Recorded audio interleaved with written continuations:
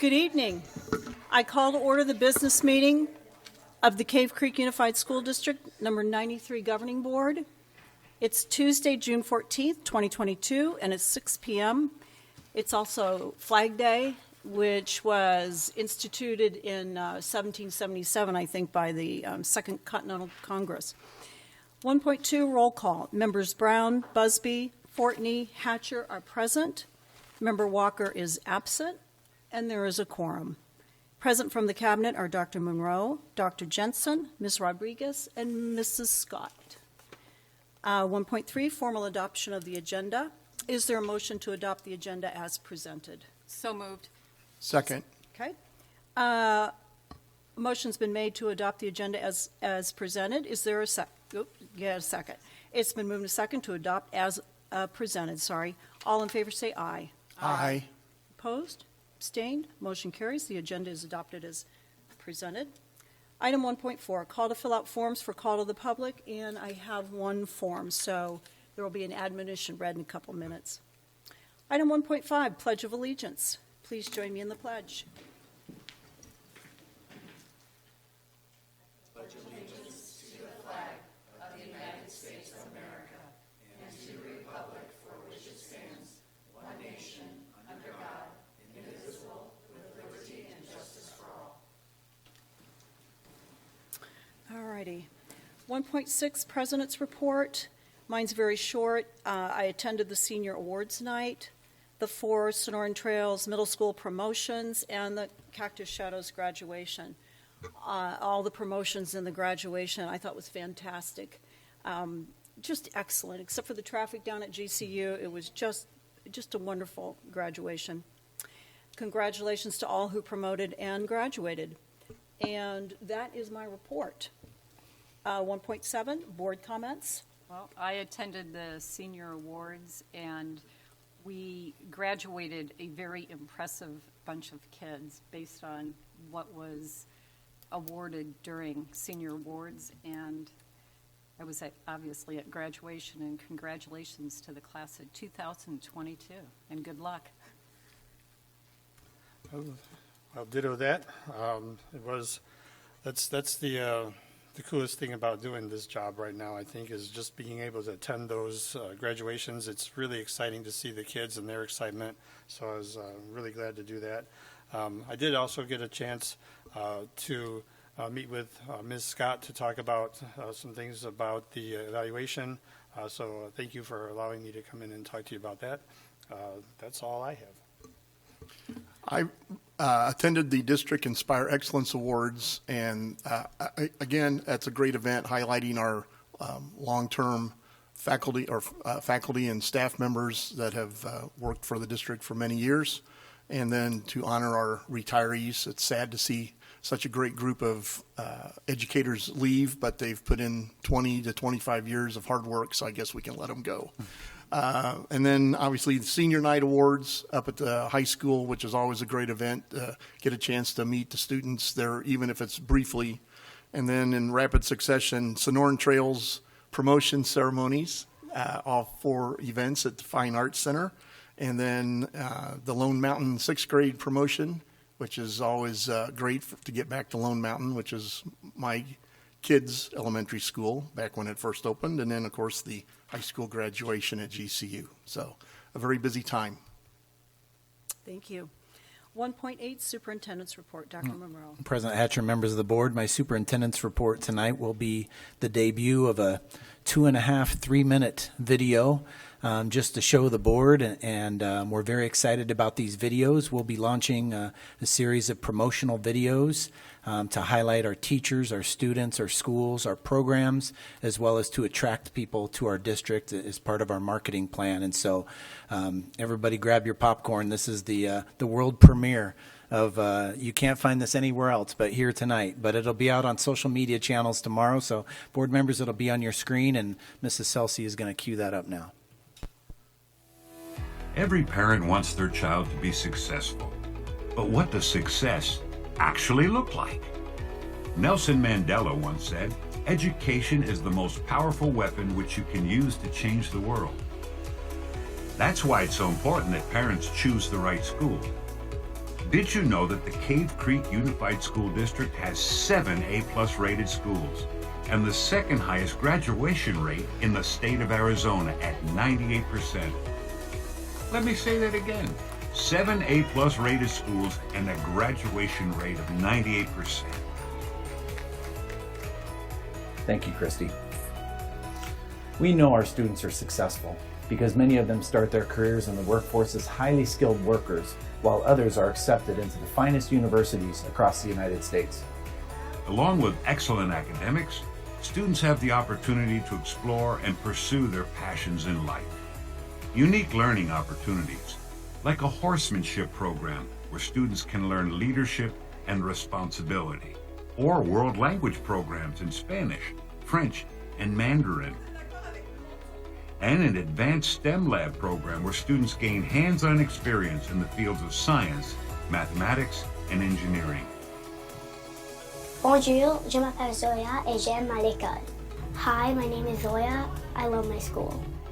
I really like it here because we all work together to learn one language, and so we all have support from each other.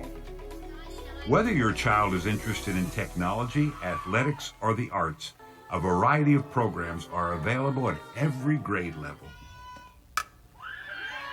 Winning the regional softball championship is huge, and we work really hard to get there. But what's most important is that we invest into these student athletes' lifelong values like responsibility, integrity, and leadership.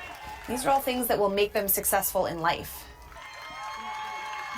The Cave Creek School District is one of the smallest districts in the state, an advantage that leads to more personal attention.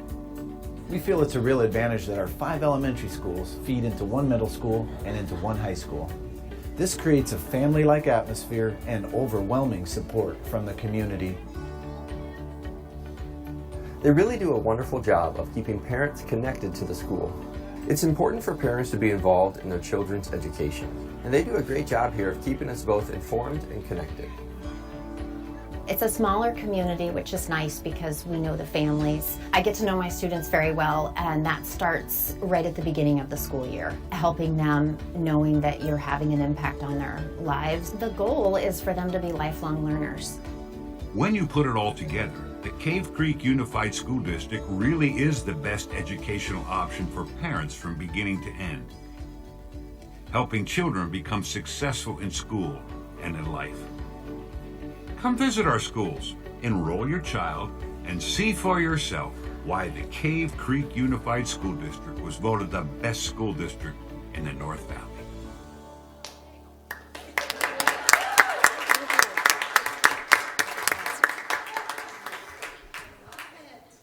And that is my superintendent's report. 98% on Rotten Tomatoes, I'll say that. That's fantastic. That's a really good video.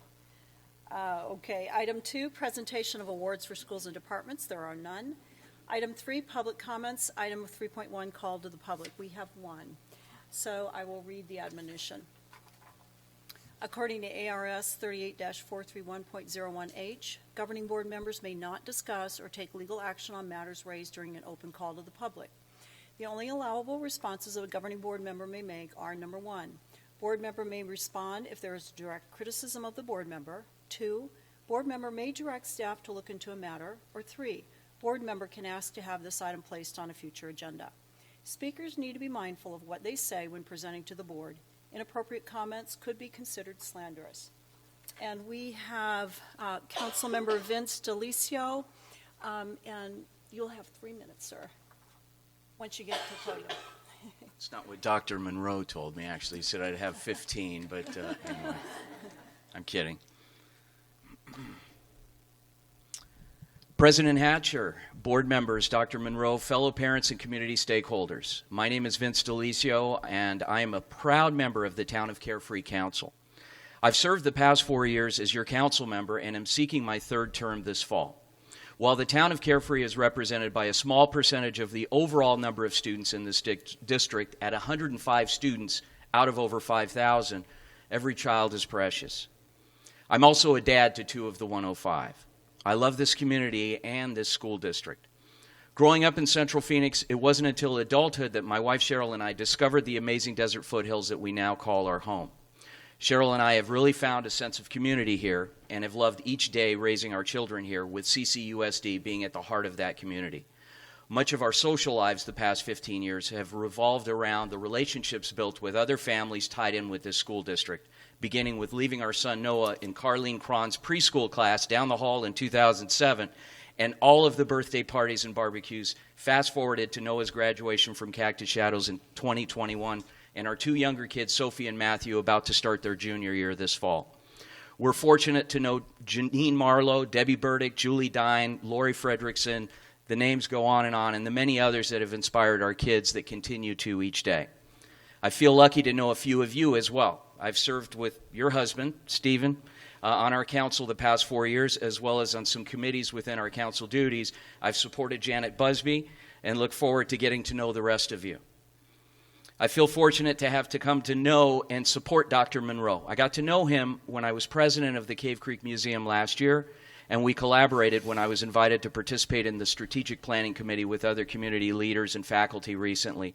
I've enjoyed attending business partner breakfasts, as well as being host of the Varsity Sports Radio show. I worked closely with Dr. Monroe and Nancy Scott as they've helped to place the first CCUSD broadcast intern with our show this summer, a young man by the name of Xander Simmons. You can actually hear Xander hosting the show this weekend with me on AM 1060 Saturday morning from 8 to 10, and a lot of his segments are being featured throughout the month of June on our show. Xander represents the best and the brightest in our district.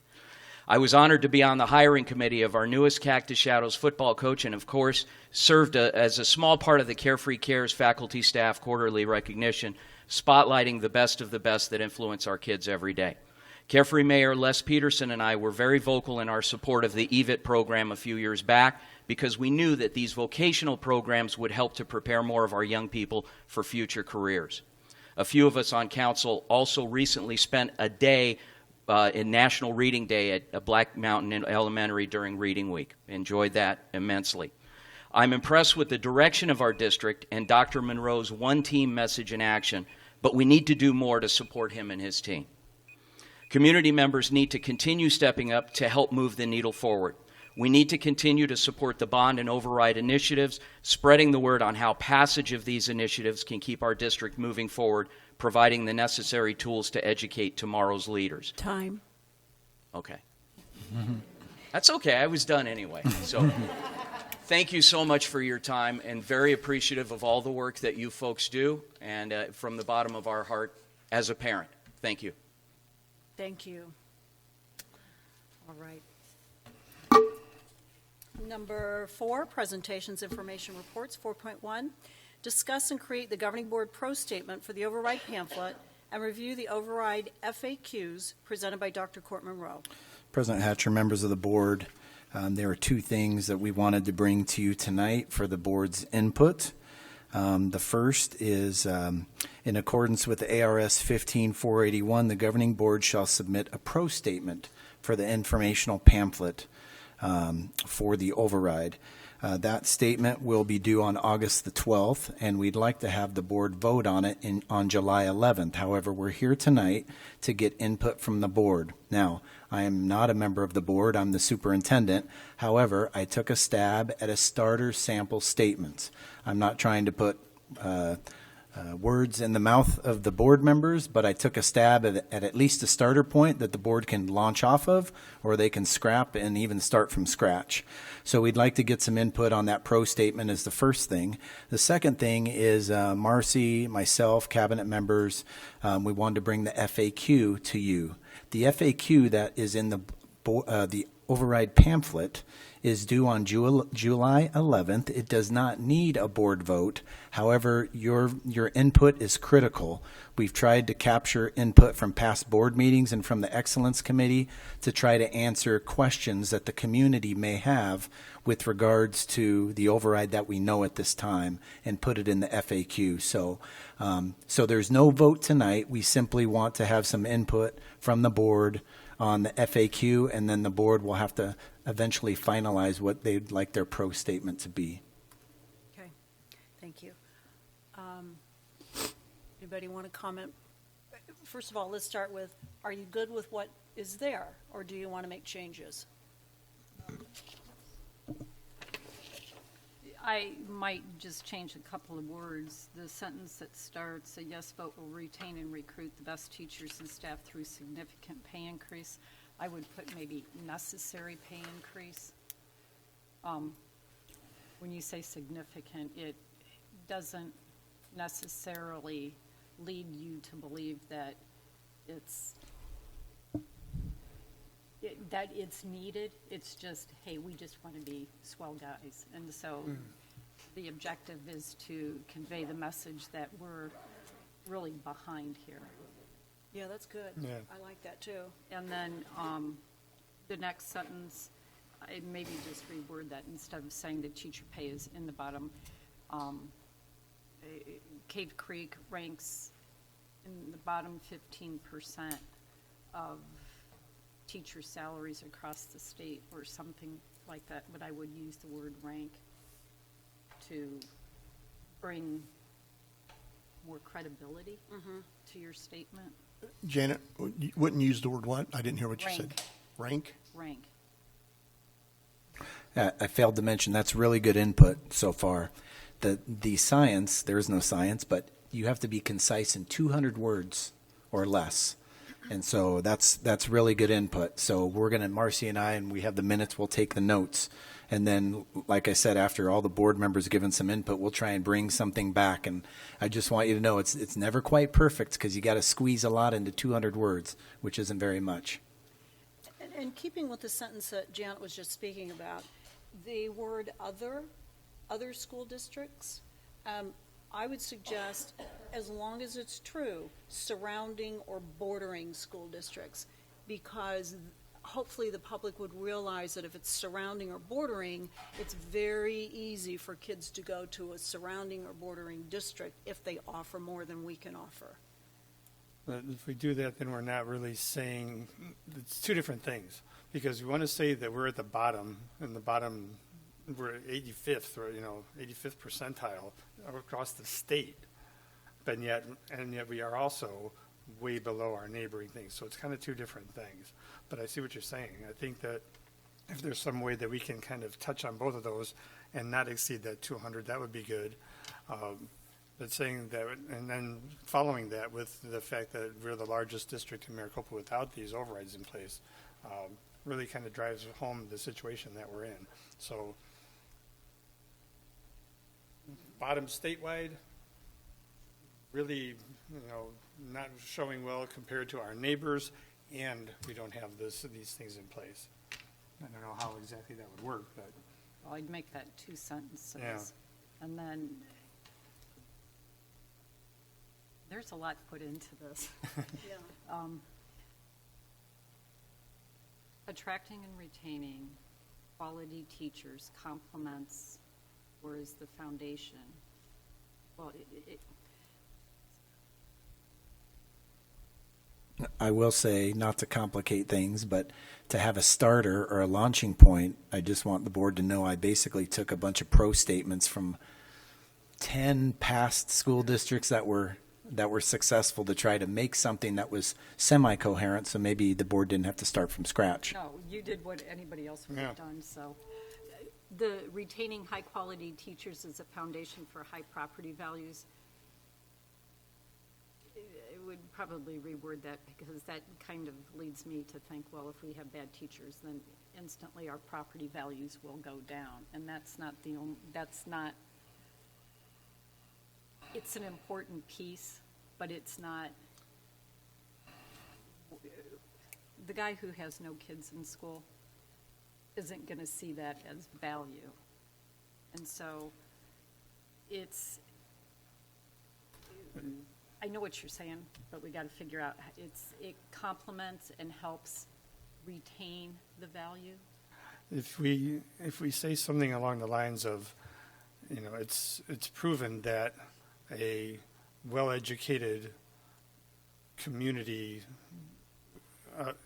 contributes to high property values, and high-quality teachers are a big part of that. That might help because we do want to those people that don't have kids to understand this as well, that it's not it's not golf courses in the desert that raise our community property. It's the schools and it's the workforce that we are creating here. So that might, A highly performing district complements the surrounding property values. and high-quality teachers are a critical component of that. There you go. And then follow that up with attracting and retaining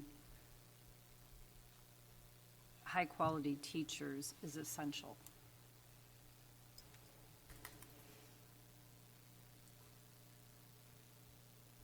Wordsmithing is so much fun. Well, it's hard to do it on the fly.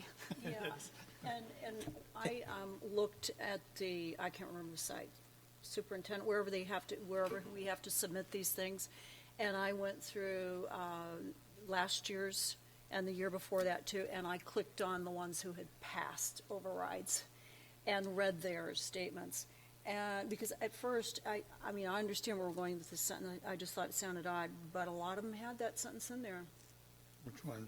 The one we're talking about right now is talking about high-quality teachers is a foundation for high property values. Yeah. And I mean, y'all get that.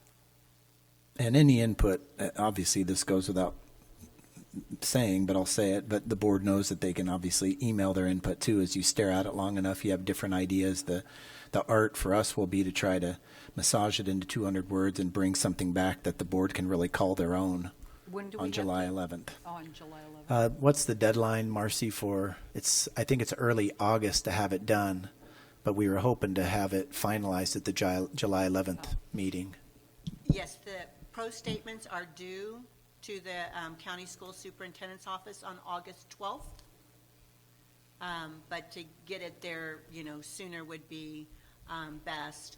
The statements are limited to 10 for the pamphlet, but I did confirm with the county schools office that the governing board's always the first in the pamphlet, so your spot is reserved. And it's number one, and there are 9 remaining. That's correct. And our understanding is board member names are not listed. It's written as it is. Kind of, I took a shot at. It just kind of says the governing board. No, this is the statement from the governing board. I took a stab at, this Yeah, would be well, the that's- statement. okay. And so it wouldn't say Janet Busby. It would just say the district board. governing board. Perfect. Yeah, wordsmithing is, now that you got a start here to wordsmith it, we can do that. But I'll take any other feedback on the pro statement. The second paragraph says a lot, but I think it's good and it says what it needs to, so I don't know how much we'd want to take or change out of that. And we definitely want to keep in that thing about the being voted the best district and school district in the North Valley 3 straight years. We want to try and retain these folks and get more of them. Well, and again, I think it's important, the community, I'm sure, appreciates a 5-0 vote from the board. So the more declarative these sentences are, saying, hey, this and this, I think shows a strong statement. Are you right up against the 200 words? Where are we, Like Marcy? 194. 190 something? 194, It was- I think I This, put it yes, there. this statement is 194, because you don't count your signature.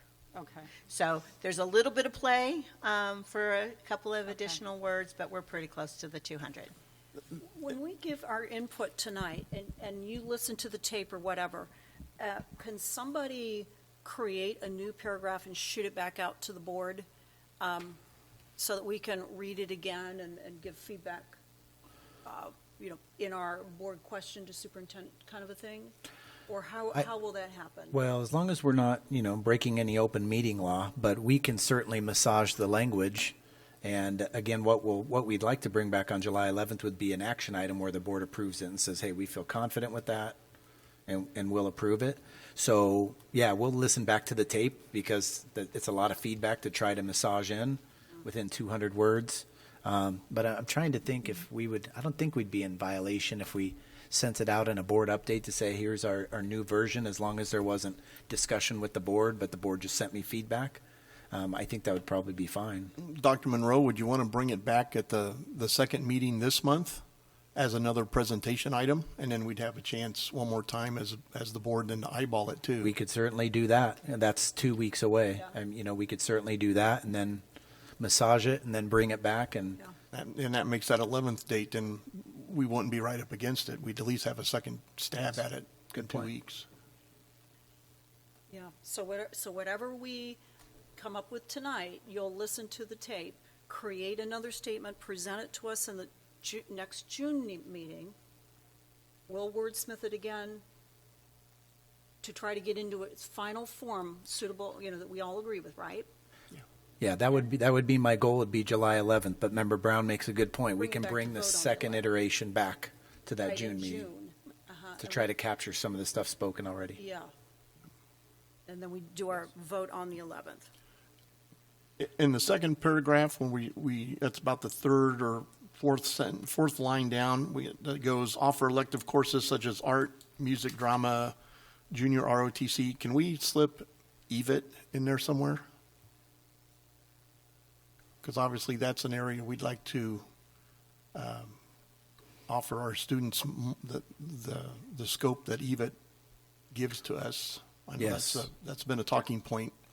We may even be able to drill down on some of the specific EVIT courses. I know, Marcy, you want to say, we just want to be careful with regards to EVIT, what we're Yes, what so we're if promising. you look at the first sentence in that paragraph, we do have expand K-12 career technology opportunities for students, such as EVIT. Maybe it would be Yeah, there? yeah. Okay. Yeah, I think we could play with those words. They're almost saying the same thing, but to Member Brown's point, we can put EVIT in there or work on a program or two. Well, that might refresh some of our community's memory that they did approve us to go to EVIT, 4 years ago. So this is, again, maybe tying back in, and we'll capture maybe some votes that way too, to say, oh yeah, we voted for EVIT, so let's vote Yeah. for this. Yeah, it's good input, Member Brown. We just want to be really careful that we don't we do want the EVIT support from the community, but we don't want to misrepresent what the override is. So we just need to be real refined on what we say. Mrs. Scott, did you want to say something? President Hancher, members of the board, one of the things with EVIT is that there are elective courses that are on their campus. And so with the override piece, they're able to provide us opportunities with, on that career and technical education side, with our own programs to refine or revisit or expand within our own campus. So we can say it with, on the EVIT side, that, we're providing opportunities for students to attend. But what I'm hoping for with the override is that we're really focusing on what can we do for our kids on our campuses, on our satellite campuses with that piece also, and being able, if we bring in a CNA, LNA program or something else that our students want on our campus. And we can find that sweet spot of what you're Absolutely. saying with that. Would mentioning EVIT sort of become a bit confusing, since EVIT was actually a ballot measure some number of years ago?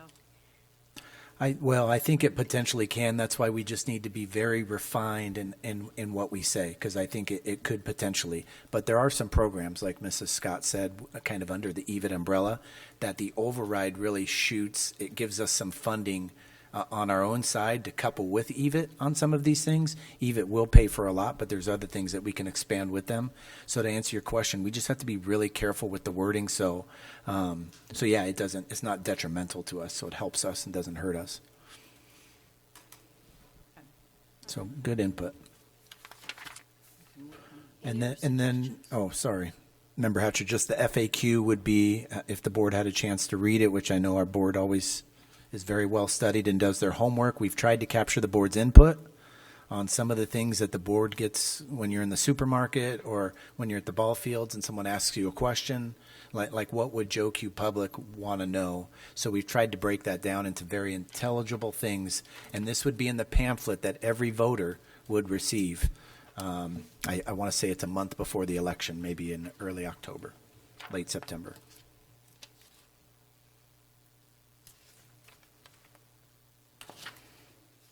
I think to Janet's point with the comment about being in the bottom 15%, we might want to massage that again, just to talk about ranking, like she said on the other part.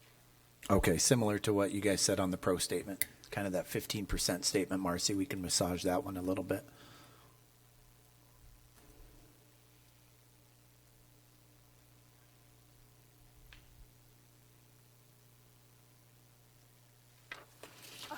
I think it's very informative. I mean, it's pretty darn clear what we're after and what it means. Provided history, you've defined it. You've been honest about what it'll look like if it doesn't pass. Our biggest audience is people without kids.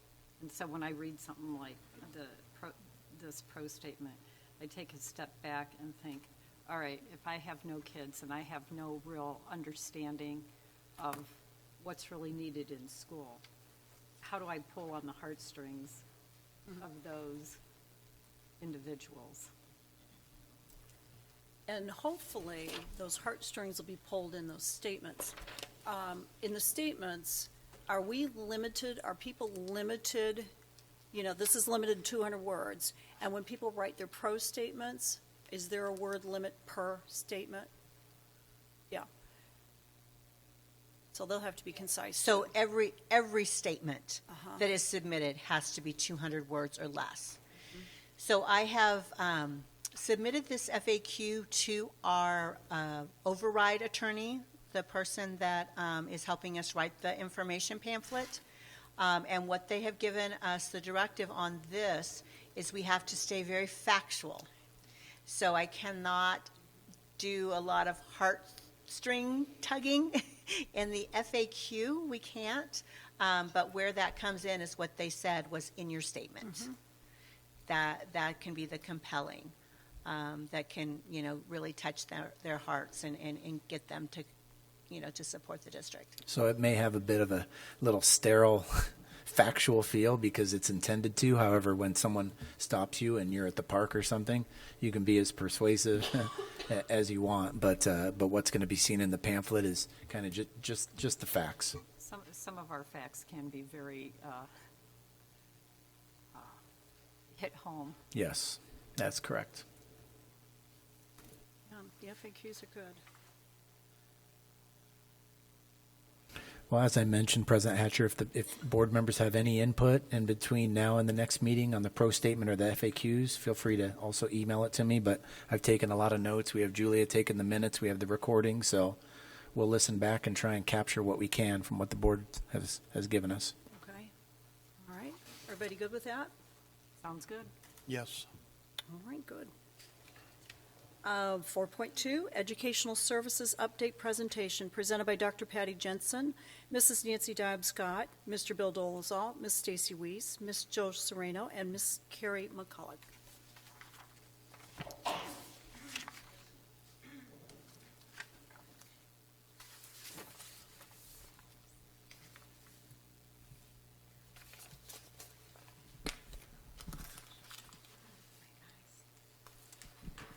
All right. President Hatcher, members of the board, thank you for allowing this evening for Educational Services to present to you. This evening, when you look at our strategic plan, this evening's presentation is going to hit all 5 of our priority areas with student success, employee excellence, safety, effective operations and resources, and community partnerships. So our presentation is going to discuss the effectiveness project, which is our teacher leader evaluation, which later on in the board meeting we will be asking the board to vote on. A presentation on the exceptional student services, which is a response to one of our governing board members, an informational piece on our clubs. On second step, we have a response to one of our governing board members, informational on school safety, and then supplementary materials, which again we will ask for later on for our governing board members to vote on. So let us start with the effectiveness project. our teacher effectiveness performance evaluation system, which from here on out you're going to hear me refer to as TEPIS, and then our leader effectiveness performance evaluation system, which you're going to hear me refer to as our LEPIS. Just a few highlights from this slide. As Dr. Monroe mentioned, we know that you, our governing board members, review our presentations and look at those pieces, and so we don't want to go through and read the slides, but just want to highlight some of those key pieces. For example, our teacher design committee. We had several of our general education teachers, special education teachers, CCEA members, and electives and special teachers and administrators on this committee. As we know, when we're creating an evaluation tool for our teachers, we want to ensure that there's a tool that we can utilize for all of our certified staff, especially staff that it might look a little bit different if they're special education teachers, or it might look a little bit different if they're music teachers. But yet again, the main components of that, we follow state statute, and then we also want to ensure that all of our certified teachers are, we focus on those same standards across the board. So if you look at our next one, you can. And real quickly, I'd like to recognize some of the folks who were able to attend tonight, who were on our TEPIS design committee. And so I know some of you are in the audience if you just want to wave or stand up. We did have a lot of people who provided great input. And what had happened was Dr. Strong kind of brought us a boilerplate, and then we tweaked it and made adjustments that were tailor fit just for Cave Creek. So on our next slide, whoops, I'm sorry, went too fast there. One of the things that we do value in Cave Creek is research, and we appreciate that each of our governing board members do their due diligence to stay current on our educational research as well. And so this was one piece of the research that Dr. Strong brought to us that I found especially compelling with regards to the effectiveness project and the evaluation system. So just if you consider this comparison, if we were to reduce class size in a primary grade, say for students who are 6, 7, or 8 years old, from 24 to 1, from a 24 to 1 ratio to a 15 to 1 ratio, we would increase student achievement by 8 percentiles. Of course, this is research. This isn't like, you know. However, if we put a student in a class with a teacher who was scoring in the 75th percentile in terms of their evaluations and their effectiveness, as compared to a teacher who was in their 25th percentile ranking of a teacher, we can expect achievement to increase about 30 percentile points. So there's study after study that shows over and over again that it's actually the teacher's effectiveness that has the most, the greatest impact on student achievement. Here's just one other study. This is from Dallas. Many students that they studied longitudinally over several years. And you can see there that actually students with the less effective teacher, it's not that they lost learning, they didn't necessarily lose learning, it's that they didn't make the same gains as their average peers, whereas the students in the highly effective teacher made greater than expected gains than their peers. And it ends up being almost a 50 point difference between the two groups. So that's just a little bit of the research.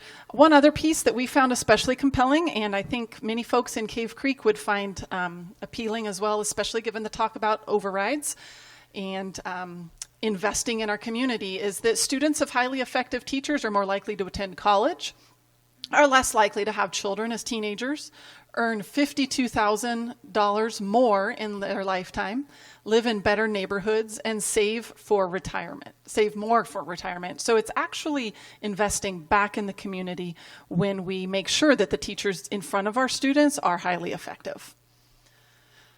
This is just a quick visual of the framework that we're going to be using for teachers. And so again, lots of research that went into this, showing those different standards, those what we're going to call performance standards, and that's what teachers will be evaluated with. So when you look at our primary purpose of our TEPIS piece, and it really is that we want to ensure that we are seeing all of our students gaining and growing within the academic fields. We also want to improve the quality of instruction. When you walk into classrooms, We want to ensure that all of our students are actively engaged versus just compliance. There's truly a difference when you walk in a classroom and you just see a kid that's staring at a teacher. That's just being compliant. We want to ensure how can we work with the teacher and ensure that our students are actively engaged, because that research shows that they retain that information when they are physically working with it or having the conversations about it. So next we will look at the overview of the components. So there are 7 standards that we will be focusing on with our teachers and our staff. And as you know, as part of our board policy and as part of our normal practice, we go over this evaluation tool and we define all of these with our staff at the very beginning of the year, but then we also continuously will have trainings for staff throughout the year, and then also with our principals, so that we can ensure that inter-rater reliability. So when we talk about what an effective teacher looks like, it's going to look the same whether we're having those discussions about it at Lone Mountain, whether we're having the discussions about it at Sonoran Trails, or at Cactus Shadows High School, and really focusing on that inter-rater reliability, and again, that training piece. And again, we go back to what does that also look like for special education teachers or a music teacher, and where are we focusing on? So really remembering those key components and then providing that training throughout the school year. So a couple of highlights that I just want to hit on. For example, with instructional planning, are we looking at our state standards? Are we looking at our curriculum and planning, utilizing that? Instructional delivery, I talked a little bit about that student engagement piece, but how are our teachers working within their PLCs to deliver that information to ensure, again, that our students are retaining it and that they're growing individually. We want to ensure whether you are a student who might have come to us on level, above grade level, or below grade level, that we're seeing that student personalized growth across the board with the assistance of teachers. Next. And again, I'm not going to go over this, but again, our LEPIS, these are our primary purposes, and again, our main focus is on student learning and growth. That's number one for not only our teachers, but our leaders. And when we talk about leaders, I meant to say this earlier, we're talking about our principals and our assistant principals with the LEPIS piece. And then again, really what are they providing for that leadership on their campuses? How are we ensuring that they are working with our teachers and bringing that culture of learning onto our campuses? So next, the performance components. Those are the 7 components that our principals will be reviewed on and evaluated on, the specific pieces. And then so kind of in short, just about the evaluation system, there's a couple major differences. This is going to be a learning curve for our teachers, and we're prepared to train them. Many of them have already sat through several days with Dr. Strong, and they are prepared to turn the training around for other teachers the first week that they come back in July. But one of the major differences is that in the previous system, teachers were observed once or twice a year. And that was how they received their ratings. And so we all know that some, they may have been having a bad day, and others, they may have put on a dog and pony show for those 45 minutes that the administrator was in their classroom, and then done something different at other times. This will be different. This is what we call, we kept using the phrase over and over again, and my folks in the audience could probably say it, it's a preponderance of evidence, and that we're going to collect that preponderance of evidence through observations, walkthroughs, student surveys. Teachers have the opportunity to submit artifacts and classroom data, and then at the end, they sit down with the administrator, and based on that preponderance of evidence, they make their final summative rating. And so that's the major difference, is it's moving away from 1 or 2 observations a year with, a few walkthroughs sprinkled in, to a preponderance of evidence, and that's collected in a variety of forms. Our next step is we're going to keep going, and we are going to ask that you guys hold your questions to the very end, and we will give you a chance, so if you just want to jot them down. But we have several involved in our presentation because we've put a lot in here. And so I'd like to introduce you to Mrs. Carrie McCullough. Many of you know her. She is a longtime Cave Creek teacher and in special education, and now she is our elementary coordinator for the ESS department. And so she's here to speak tonight because Mr. Karpinski is enjoying his time in Hawaii. So Mrs. McCullough has graciously agreed to come share with us on behalf of the ESS department, but please do know that he gave a lot of input, and we really worked on this together. So, perfect. President Hatcher, governing board members, Dr. Monroe, and community members, thank you for giving me the opportunity to share all the happenings that the ESS department has been happening. 4 questions have been raised that I would like to address with you. The first question was, from the perspective of the ESS department, what are the challenges? Number 2, what causes the challenges? Number 3, what suggestions do you have to remedy these issues going forward? And number 4, what would the department like to see done differently? There is a chart with an abbreviation of all the answers, and I'm just going to go through them. The first challenge we have is staffing. There's a national teacher shortage, and Cave Creek has not gone untouched. Teachers, especially special education teachers, are in high demand all over the country. Not only are people nationwide not attracted to the field of education, but they're leaving the field due to burnout. One of our neighboring districts has 60 special ed positions open. Another district has over 200 positions posted for special education. The ESS department is being proactive in offering bonuses and stipends in order to attract and retain talent in our district.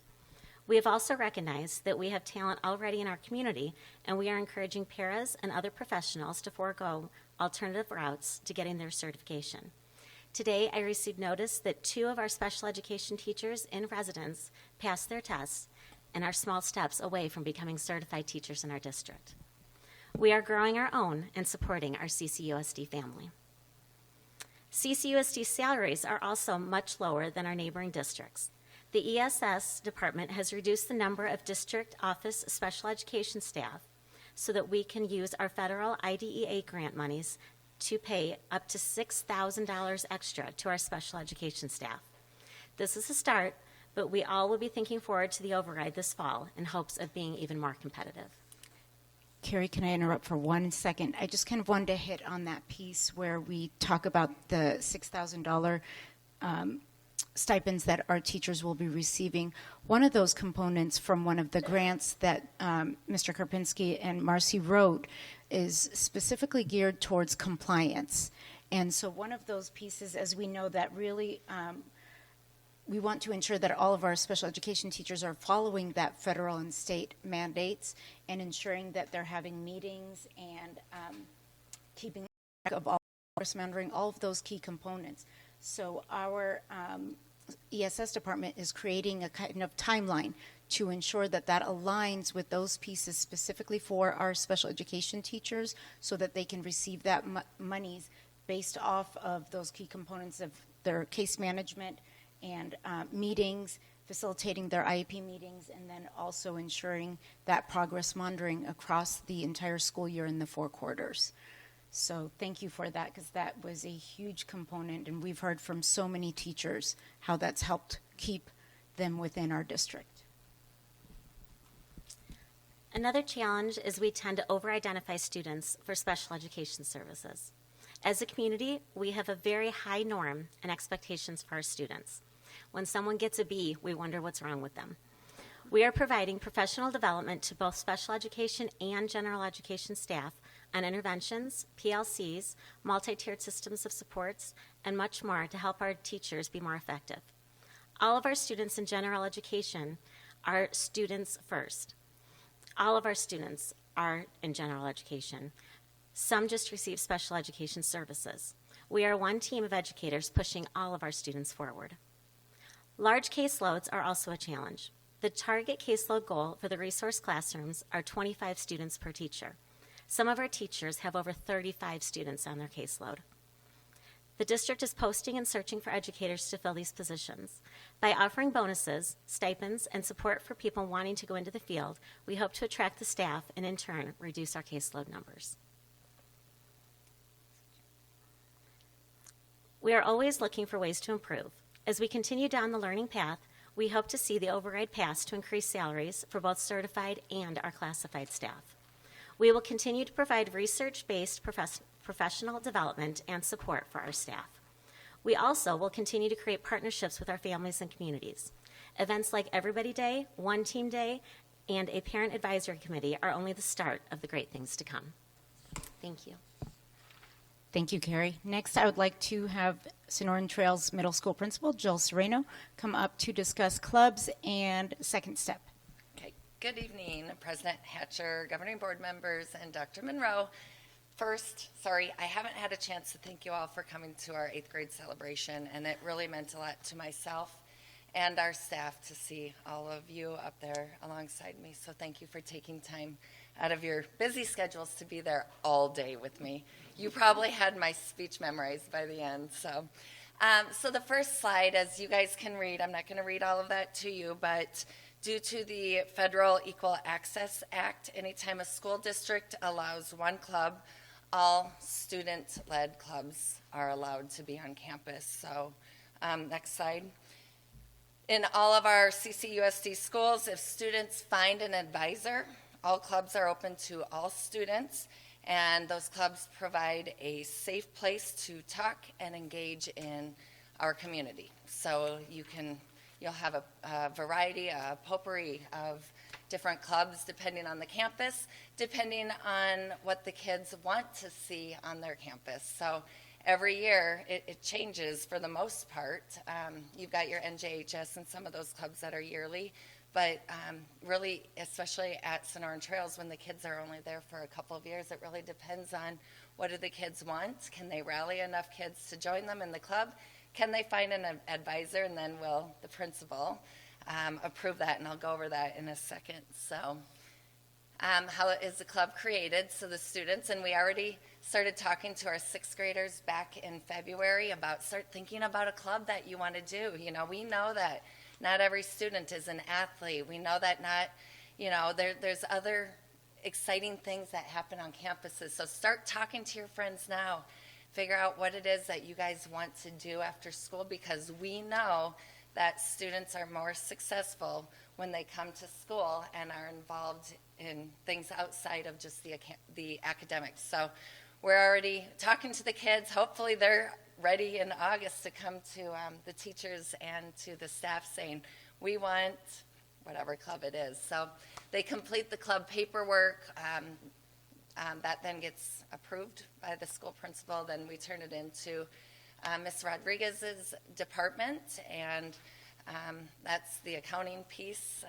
And then we hold the meetings throughout the year, and those are all student-led meetings. The one thing I do want to share, and I don't know if people know this, but I feel like I really walked into a neat thing at Sonoran Trails. It's just kind of knowing how many clubs that school has offered yearly for our students. This year we had at one point almost 300 kids who were involved in clubs outside of their academic day. And it's just, you can't, I don't know, Mr. Dolezal, you can't describe that feeling when you see so many kids on campus after school because they want to be there, because they've chosen something that they're really excited about. We know sometimes they don't get up and say, I can't wait for math class today. But what they will say is, I can't wait for my club after school because I finally fit into something, whatever that may be.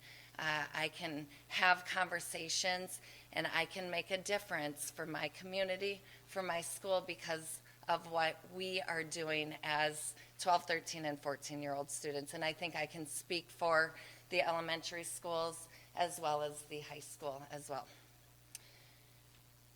So second step, this is something that in talking with my colleagues, all of our schools are using. And the primary goal of these lessons is to equip our students with the skills, knowledge, and mindsets that will help them successfully navigate adolescence. At one point, Mr. Fortney, Vice President Fortney was on campus.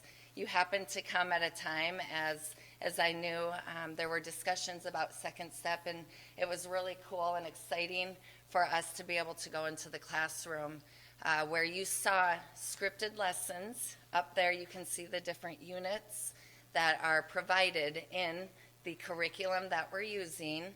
Our counselors at Sonoran Trails, they actually created every lesson so it didn't matter if you were in this teacher's 7th grade classroom or this teacher's 7th grade classroom. Very scripted. The expectation is that you follow that lesson and you have discussions with the kids, and I think that's exactly what we saw when you were there. The kids were engaged. The kids were able to apply that to real life situations, and hopefully are able to equip the students with tools to try to survive in this crazy world that we're living in right now, and especially in the middle school. And we as a staff just feel it is so important to teach the kids how to survive in this world that we live in today. So some sample lessons that you would have observed this past year at Sonoran Trails are right there in front of you. And I believe, Mr. Fortney, when you were on campus, the 7th grade classroom was teaching conflict resolution, which I think we adults sometimes need that as well. So anyway, that concludes my information on clubs and Second Step. Thank you, Jill. And I'd like to call up Mr. Bill Dolezal next to talk about school safety. Good evening, President Hatcher, members of the board, cabinet. Tough act to follow. Those are tough when you have to follow someone like that. It's an inside joke because she always gives me more credit than I ever deserve. But talk about school safety. There's nothing in my mind, and I think just about everybody's mind, especially with recent events, that's more important than school safety. I would actually argue that the things that Mrs. Serino just talked about actually contribute greatly to school safety and an overall community that is safe. Some of the things that we've done, again, I won't read, but I had Homeland Defense and ACTIC, which is the Arizona Counterterrorism Intelligence Center, came out and did evaluations of all of our schools this year and made what they call recommendations. They obviously have no funding that goes along with it, so they say, here's some things that we think you might want to consider. And then what you'll see on the next slide is then what I'm in process with now is actually meeting with all the building principals and looking at their recommendations and prioritizing, okay, what do you feel is important on this campus? What do we need to make the campus as safe as we can?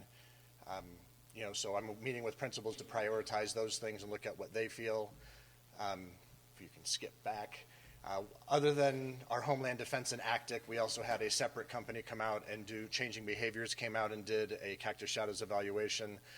That was a little different. ACTIC really kind of looks at the physical plant overall more so and just that, whereas I wanted Changing Behaviors to kind of look at the security specifically at Cactus Shadows, passing times, lunch times, those types of things, and look at that. For the first time, at least that I am aware of, we actually had Changing Behaviors also conduct a security team training. So we had them come out and actually give them training. We're planning on doing that every year moving forward. They were very grateful and very appreciative of that at Cactus Shadows. Have also had extensive meetings both with our trust and then the Arizona Department of Education in terms of best security practices and crisis, both avoidance, because I'm lacking a different word, but then reaction to and planning for all of those things. Again, next steps, starting to meet with them, establishing a security guard schedule and increasing supervision. These are some of the things that came out of our meetings with ACTIC as well. Wayfinding signage, which is simply, if you go on a college campus, you see like building 200, 100, there's just arrows. They said that is particularly effective when first responders get on a scene, and if we tell them, oh, it's in the 300, they're not just guessing or trying to take a map off of something, that there's some signage that's there. We also actually were very complimented on the signage that we had already had, because we do have big signs on the side of our buildings, but one of their suggestions was wayfinding. Of course, they did put on there, cameras are always good. They do emphasize, though, while those are good, those are typically not preventative to the types of things that we're hearing about nationwide. So really working with principals in terms of what can we do as preventative measures, not just surveillance cameras, which, again, are important and by all means we want to add and get those up to date, but also what can we do from a prevention as opposed to just viewing on an aftermath. One of the other big things, we started getting the ball rolling this year on a multi-agency active shooter drill. Kind of fell through with Scottsdale a little bit, but we've put that on the back burner this year, but we'll move forward and continue to work with Scottsdale Fire Police, Phoenix Fire Police, and Maricopa County to do a multi-agency drill with them together and our staff. And then on top of that, some of the pieces that we're incorporating with principals are going to be some tabletop exercises that we'll be working on with different scenarios, health and safety, emergency scenarios that we can work through and talk through as a team, aside of the big kind of multi-shooter piece, which will take quite a bit more planning and folks in it. We did tabletops of that, and then we're also, for those of you that are familiar, we've gotten permission to move from a flip chart with emergency procedures to a one-pager that I worked with ADE and the trust on in terms of really important things that people need to do. So we'll streamline that and then also have something for our subs to actually use that's effective for them in case of emergencies as well. So I'm excited about that. Sorry, I geek out on safety a little bit these days. And the last portion of our presentation is going to be on supplementary resources, which does directly align to our board policy, IJJ. And before we begin, I'm going to recognize this group up here. We had a nice group come to our Supplementary Resources Committee. We've tried to find representatives from all levels, as many sites as possible, and parents as well as others. I want to recognize a few of them who are out here. I know we have Mrs. Fisno, Mrs. Hughley, Mrs. Hale, and then Ann Johnson and Dr. Deborah Lay from Desert Foothills Library, who were able to come as well and lend their expertise. With that, I'm going to turn it over to Mrs. Weiss, who will continue. All right. Thank you, President Hatcher, members of the board. This year, we started this process in October, but first I do want to point out, as you can see here, we did talk about the difference between what are our supplemental resources, which are those things that are used in classrooms, either a whole group or for small group instruction, and then other materials that might be available for students to choose, such as classroom or media center and library book collections, which are not considered supplemental resources for the purposes of this presentation. They are available for students. Of course, we encourage parents to be aware of what their kids are reading and help them make choices that are appropriate for their families. And all of our school library catalogs, so the actual school library or media center, can be accessed online through their school websites. Some of them the students do need to log in to access, but I would hope if you walk up and say, hey, Emma, please log in, that she would log in and I'd be able to search that library catalog. So we are making our recommendations and talking today through the process for our supplemental teaching resources that are used within our classrooms. So we had a process. We started working on this list all the way back in October when we asked teachers to start generating the list of the resources they were using that are not core curriculum.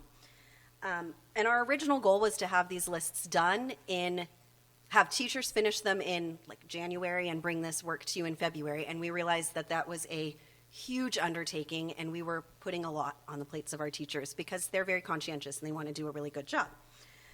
So we've obviously slowed that down a little bit because now it's June. So in order to make sure that we had a complete list, that they were able to do a good job, we slowed that down. In future years, we won't be bringing such a large list at a time. We have a process in place now where if a teacher finds a new resource that they'd like to use, there's a form they can fill out.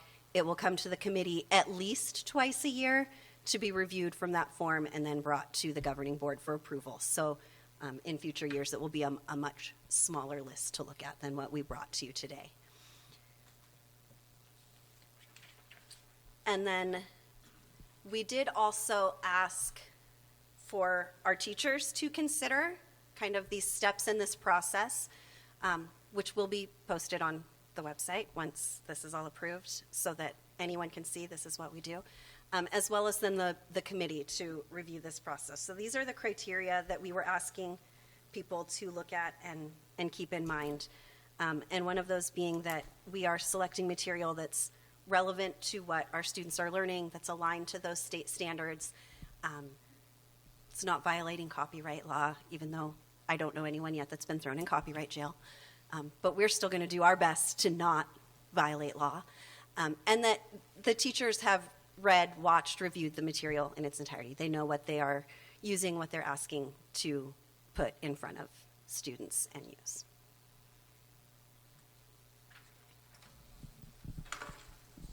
So the next steps will be that the new evaluation tools for teachers and leaders is on the board agenda for approval later in the meeting, and the supplementary materials is also on the board agenda for approval. And these supplementary materials will be something that's brought back to the board regularly, because if a teacher finds a new resource that they want to use, we want to be sure to have that happening on a timely basis. And so, like Stacy said, at least twice a year. I'd imagine at the beginning, since we're kind of doing the catch-up work, it may be more often, and then hopefully in the future it will just be twice a year, and a much quicker process. This one, our teachers put a lot of time and energy, as did the committee, and they were pouring through everything. And it was a very time-consuming task. With that, we'd like to open it up for any questions. We know we've gone over a lot, and so we're happy to scroll back and go through them. Can I start at the end and work backwards then? With the supplementary stuff, that document was overwhelming.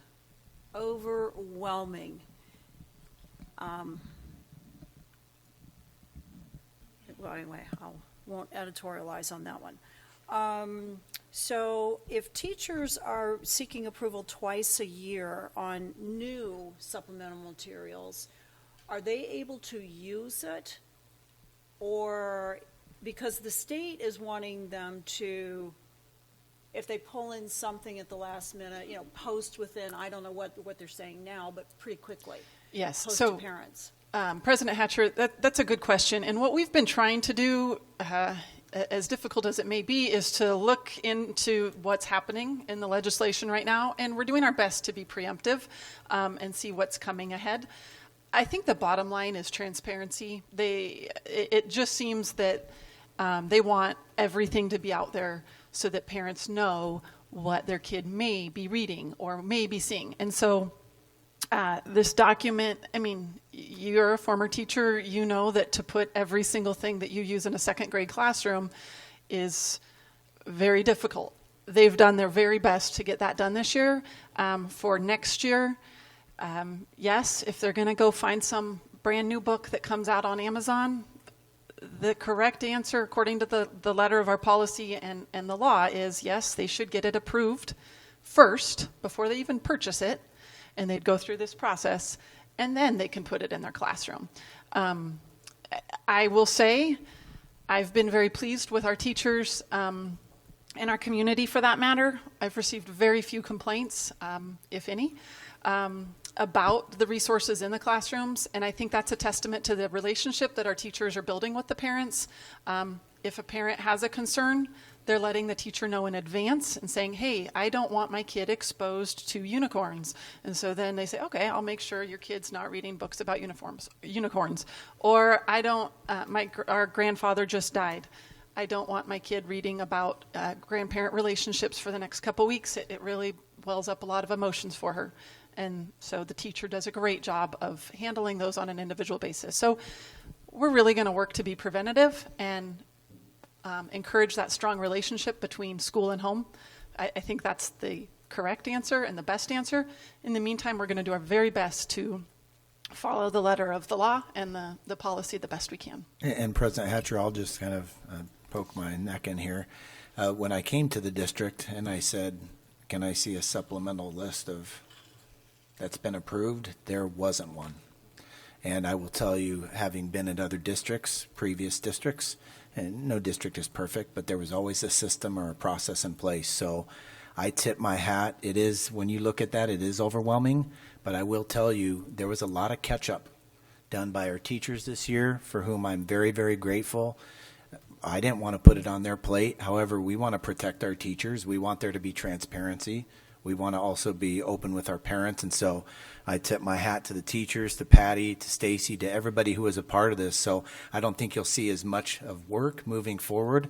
However, we didn't have a system in place. So we had to catch up. We were not abiding by our own policy, which is the superintendent. That's a concern for me. You either have to change the policy or you need to, obey your own policy. So, and then what Patty said, in light of a lot of new legislation, and again, just being a district that we want to be transparent. We want parents to know. We want parents to be able to opt out and say, I don't want my child to read that novel. There's an alternative novel. So I applaud all the work, and it is cumbersome, but I just want the board to know there was a lot of catch-up work done by our teachers and by our staff this year. Yeah, that's apparent. It's front-end loaded, for sure, right now. But then, too, I think about the other law that they're wanting to pass, and that is to fine teachers. And so, I think, okay, well, if a parent objects to something and they think it's whatever, they can sue, or potentially if the law passes. Or has that law been President sued? Hatcher, I don't know where that one is at the moment. You're right. There's one that's very interesting happening right now, and I know it has something to do with fines. We'll wait to see what ASBA, they will give us their policy updates, and we'll do our best at that time. However, this would be one thing we can have in place to protect our teachers from that. So they I've can been say told it was that on it's, the that resources. it's not moving, that it's fair, that it's dead. However, I will say it's best practice. If any of the teachers came up to the podium, it's best practice if a parent said, hey, I don't want my child to read The Outsiders, that there's an alternative novel. It's like in high school syllabus. There's alternative assignments where the students still learn the same standards, but maybe it's a different worksheet or what have you. I'll also chime in on the link. I know it's actually in agenda item 518, that supplemental link, and I clicked on that and started looking through and I was also amazed of the volume of the scope of this. I think it's 57 pages, from pre-K all the way to seniors at high school. So it's an outstanding job to put all that together. Was interested and scrolled down through there and remembered some of those books I read, back on stone tablets 100 years ago. So it was, again, I applaud that committee, that group that put that together. That was definitely a very big task. And moving forward, I think that also helps the transparency in the community, because we can, teachers can then use that list, work it into their syllabuses. Hopefully, when we have our early releases on Wednesday, the grade groups, the teachers can work together and say, oh, you might want this passage out of this book instead of what you think you've been using. It works better, for whatever the item is that they're teaching or working through toward the standards. So again, I think that's a great resource. It's not just something we're going to put together once and throw it on the shelf and never see it again. So that'll be an active living document that I think we need to get out and show everybody, hey, click on this link and see what's out there. And then with the caveat that your junior in high school will not read every single one of those books, but they're out there and they're available. And they may, like I said, teachers then have that flexibility. You may not want all of Hamlet, but you may want a little bit of Hamlet. So I think that helps. I think, again, congratulations and a big well done to that group. Very well done. Thank you, Member Brown. Yeah, I will agree with everything that's been said already. I know it's been a lot of work, but I also see this as a great tool going forward. And it's all about improving and reaching beyond. And so thank you to everybody who was involved in this. And when I looked at that with my teacher hat on, which tends to be the first hat I put on, I looked at trends when I was looking through the grade levels. And I was noticing certain grade levels tend to have more. And so, again, I'm thinking, okay, the reason why I used supplemental was because it wasn't in the stuff that was provided to me from the district. If I had it in my classroom from the district, I wouldn't have gone to the internet or whatever. So I'm thinking to myself, why do they not have the resources? And I have talked to a couple teachers about that, and that is how they feel, that they don't have the resources. So that's another plug. Oh, never mind. That's not on the agenda. Oh. Need the resources. Thank you, President Hatcher. And just to clarify, some of these are things that we do provide, that the district provides. It's just that it's not part of a core curriculum. I do have a question about this. It just came to mind talking about all of this supplemental. This includes the beyond textbooks, or is that separate from this? So Member Busby, the Beyond textbooks, so that's part of that was a district adopted program, curriculum, framework, whatever we want to call it. And that was a few years ago that happened. And so that technically would not be called a supplemental for this purpose. And can I ask a club question? When the kids are in their clubs meeting, is there a sponsor in there with them, or the kids are in there by themselves all the time? President Hatcher, members of the board, it's actually one of the requirements that there's always an advisor in there with them because, again, our safety and supervision piece. So you always want to ensure that there's an advisor in that. And that's why that one of the key pieces is that they must find an advisor who's willing to sponsor that club. Okay. I also have a club question. In the process of the paperwork that gets assembled for approval at principal level, are they requested to put together some sort of a mission statement or a purpose or something that it's just not Member Brown, a club to be a club, I guess. I don't know how any other way to put that. No, I understand exactly the question you're asking. And we have a club handbook, which actually Mrs. Rodriguez and I are in the process of refinishing this year. We're adding some pieces in it to incorporate some of the funding pieces and then again some of the club pieces. But every club has a constitution that they put in with bylaws. And that includes their purpose, and that also includes all of the officers, so that when they do a fundraiser and it goes to student council or goes to finance, there's a list of officers that's voted on. They follow procedures just like all of you do as governing board members. Everything has to be voted on for how they are spending their monies that is collected through the club or collected through tax credit. Okay. Let's see, working backwards. I wanted to just take a minute. Ms. Serena already alluded to this, but I did just wanted to speak to the second step. My tour of Sonoran Trails did fall in really well with that, and I did get to spend a nice amount of time watching this program, and it was one of the more cool times that I've actually been in a classroom, and I've been in the classroom for a long time now. And the part that really stuck out was that conversation. The kids were involved in the conversation because it was about conflict resolution, and everybody has conflict, and the back and forth between the kids, between the teachers, and between us. We were able to get into it, and that was very cool. Was very interesting to see, and what I couldn't help myself. I had to ask this group of kids. So then, how does this stand out from what you do for the rest of your school day? And their thing was, basically, reading and writing and math is what you're supposed to learn, but this tells us how to live. This tells us how to deal with things that come up in our lives every day.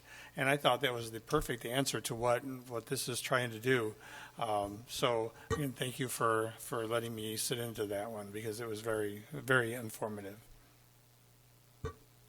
So on the second step, you mentioned that it's at all the schools in the district now. I mean, I know we've done several different student, I don't want to say behavioral, but student purposes over the course of the years, Love and Logic and 6 Pillars, and I mean the list kind of goes on and on. So second step is the is from, approved here by the board sometime in the past. I don't know when, obviously, and it's now the law of the land for the 7 schools. I'm looking at, I'm sorry, I'm looking at President Mrs. Brown, or Member Serino. Brown, I can kind of jump in there, and then Nancy can jump in, or Patty can. But when I came in as the superintendent, I was told that second step had been approved by the board in the past, over the years. And we found it presented at board meetings, but we didn't necessarily see an approval in the past. And so, we talked about catch-up earlier. And so Patty's going to mention that. So that's part of the catch-up process. I do think it's been brought to the board, but we couldn't find any documentation as far as like an approval. We saw presentations, but we didn't see anything as an approval. So that's kind of part of the catch-up process. So it's part of the fabric of our district that happens in our schools, but we're catching up. And once we get caught up, we'll have a better system moving forward with the board where these things are approved as a supplemental. Is that fair, Dr. Jensen? That's fair. And Member Brown, just to add that I know when I was a principal, Kiwanis paid for it for Lone Mountain, and I believe at that point they were catching up the last 2 or 3 schools that didn't yet have the program. And it used to be that like a retired teacher maybe came in and taught it, and then they bought the program for everyone with the expectation that we teach these basic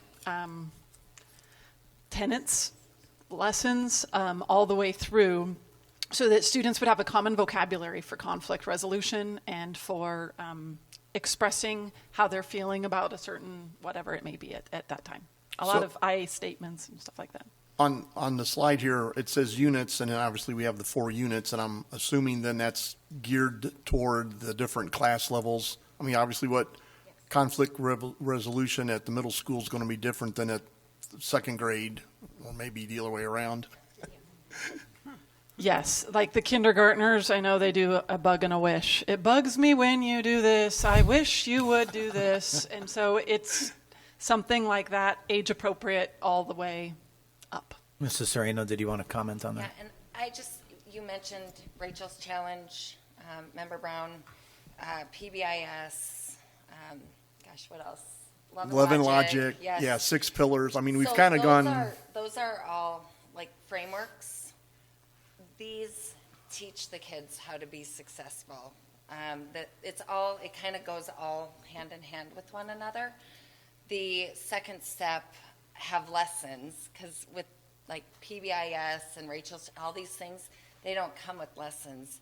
I know in my previous life, we were creating lessons because we didn't have anything. Mm-hmm. So it was based on kind of what we thought the kids needed to learn in order to be celebrated at the PBIS assembly or the Rachel's Challenge assembly. Mm-hmm. This provides that common curriculum, that common language that every student is learning. So then when we're saying, great job, here are our star students of the month, or I loved it, and you heard it at our 8th grade celebration, the kids talked, and I said to them, when you leave and go to Cactus Shadows, what are 3 things that you heard every day? That was being responsible, respectful, and safe. And they hated it because they heard it every day and they felt like they were being treated like babies. But that all encompassed these units and these lessons that were taught to every student on campus. Again, we want them to be successful. We want them, when they go to Cactus Shadows, to know, like, okay, this doesn't feel right. I'm not going to do this, because I learned at Sonoran Trails that's not being responsible, and we learned it in that 15 minutes. So these lessons really just provide the common language and a lesson, because when you don't have the lesson, that's when you tend to go rogue and you might go on your own beliefs and whatever else. So this was a great opportunity for us to be consistent. And I know in talking to my colleagues, and maybe I misspoke a little with the high school, but elementary for sure. I don't know that Cactus Shadows is spending the time on this, so I apologize for that. But in the elementary schools, this just provides those common lessons. So we have 4 units, so I'm assuming once a quarter? Yes. And then are we in the process or in the thinking process of sharing this on our early release Wednesdays with class grades, so they know it's coming up, and maybe the newer teachers to the district that haven't gone through a second step piece and say, okay, here's this lesson plan, and it works with our second step program. I mean, we'll be sharing best practices amongst our grade levels. Member Brown, that'll actually be part of our counseling PLC, because we're going to be pulling our counseling PLC with our college and career director. And so they will be looking at that kind of K-12. What are we going to really focus on this quarter, which lessons, and how can we incorporate that for all of our students? Very good. Thank you. Thank you, Mrs. Serino. I do have a question. With the second step, this third unit, thoughts, emotions, decision, that brought to mind a lot of the anxiety and emotional issues that have been in the aftermath of COVID and the at-home isolation. Are we adding something to all of this to help with that? Member Busby, that's where our social workers, we're really hoping, is going to come into that piece, holding groups and different sessions with our students, because they're licensed a little bit differently than our school counselors, to be able to provide that a little bit deeper piece for all of our students on that emotional level. And then we work very closely with outside agencies for our students that need extra support, like Community Bridges or Impact. If it's completely out of our realm and we're not able to provide those resources, we can contact them to come in immediately and be able to provide the families with immediate resources for them. So with this second step, is there a way, or is there something that helps teachers or the counselors identify, kids who may be in more of need of something additional? You're talking more like a needs assessment. Well, right? I don't know, but I know that statistically, in the aftermath of the lockdowns and pandemic and at-home learning, there's more kids that have come back to schools in general with more emotional issues, more anxiety, more depression, more erratic thoughts. And so does this provide an opportunity to help our campuses maybe identify who some kids are that are struggling more than others? I think it can, in that when the teachers are doing the lessons, there might be some kids that might share with them some additional needs that they might have, or they might want to say, hey, I need to go see the counselor, this has brought up something. But like with an actual kind of needs assessment piece, it's not incorporated into this. But again, that's something we're looking at a district to say, what can we create to ask our students, and so that we can see exactly who needs some additional support. I can tell you, just when I walk into the counseling offices, sometimes there's a line of kids that want to go see the counselors. So that's that great piece with our students and our counselors and our teachers, that they've built the relationships with the students so that they feel like they can go and get that assistance immediately. And so, but on that needs assessment piece, that's something that we definitely, I think, should look at to see how else can we, not survey, but how can we provide an avenue for our kids to be able to tell us. Thank you. Yeah, I don't know about any screeners that we have currently in place, but I know we have signs of suicide training. I know teachers can refer students, parents can, and I'm so proud that students refer themselves. That shows a lot of emotional maturity to do that, but your question is a good consideration for us moving forward. I have one other, I'm moving beyond second step here. In the ESS piece, a lot of the,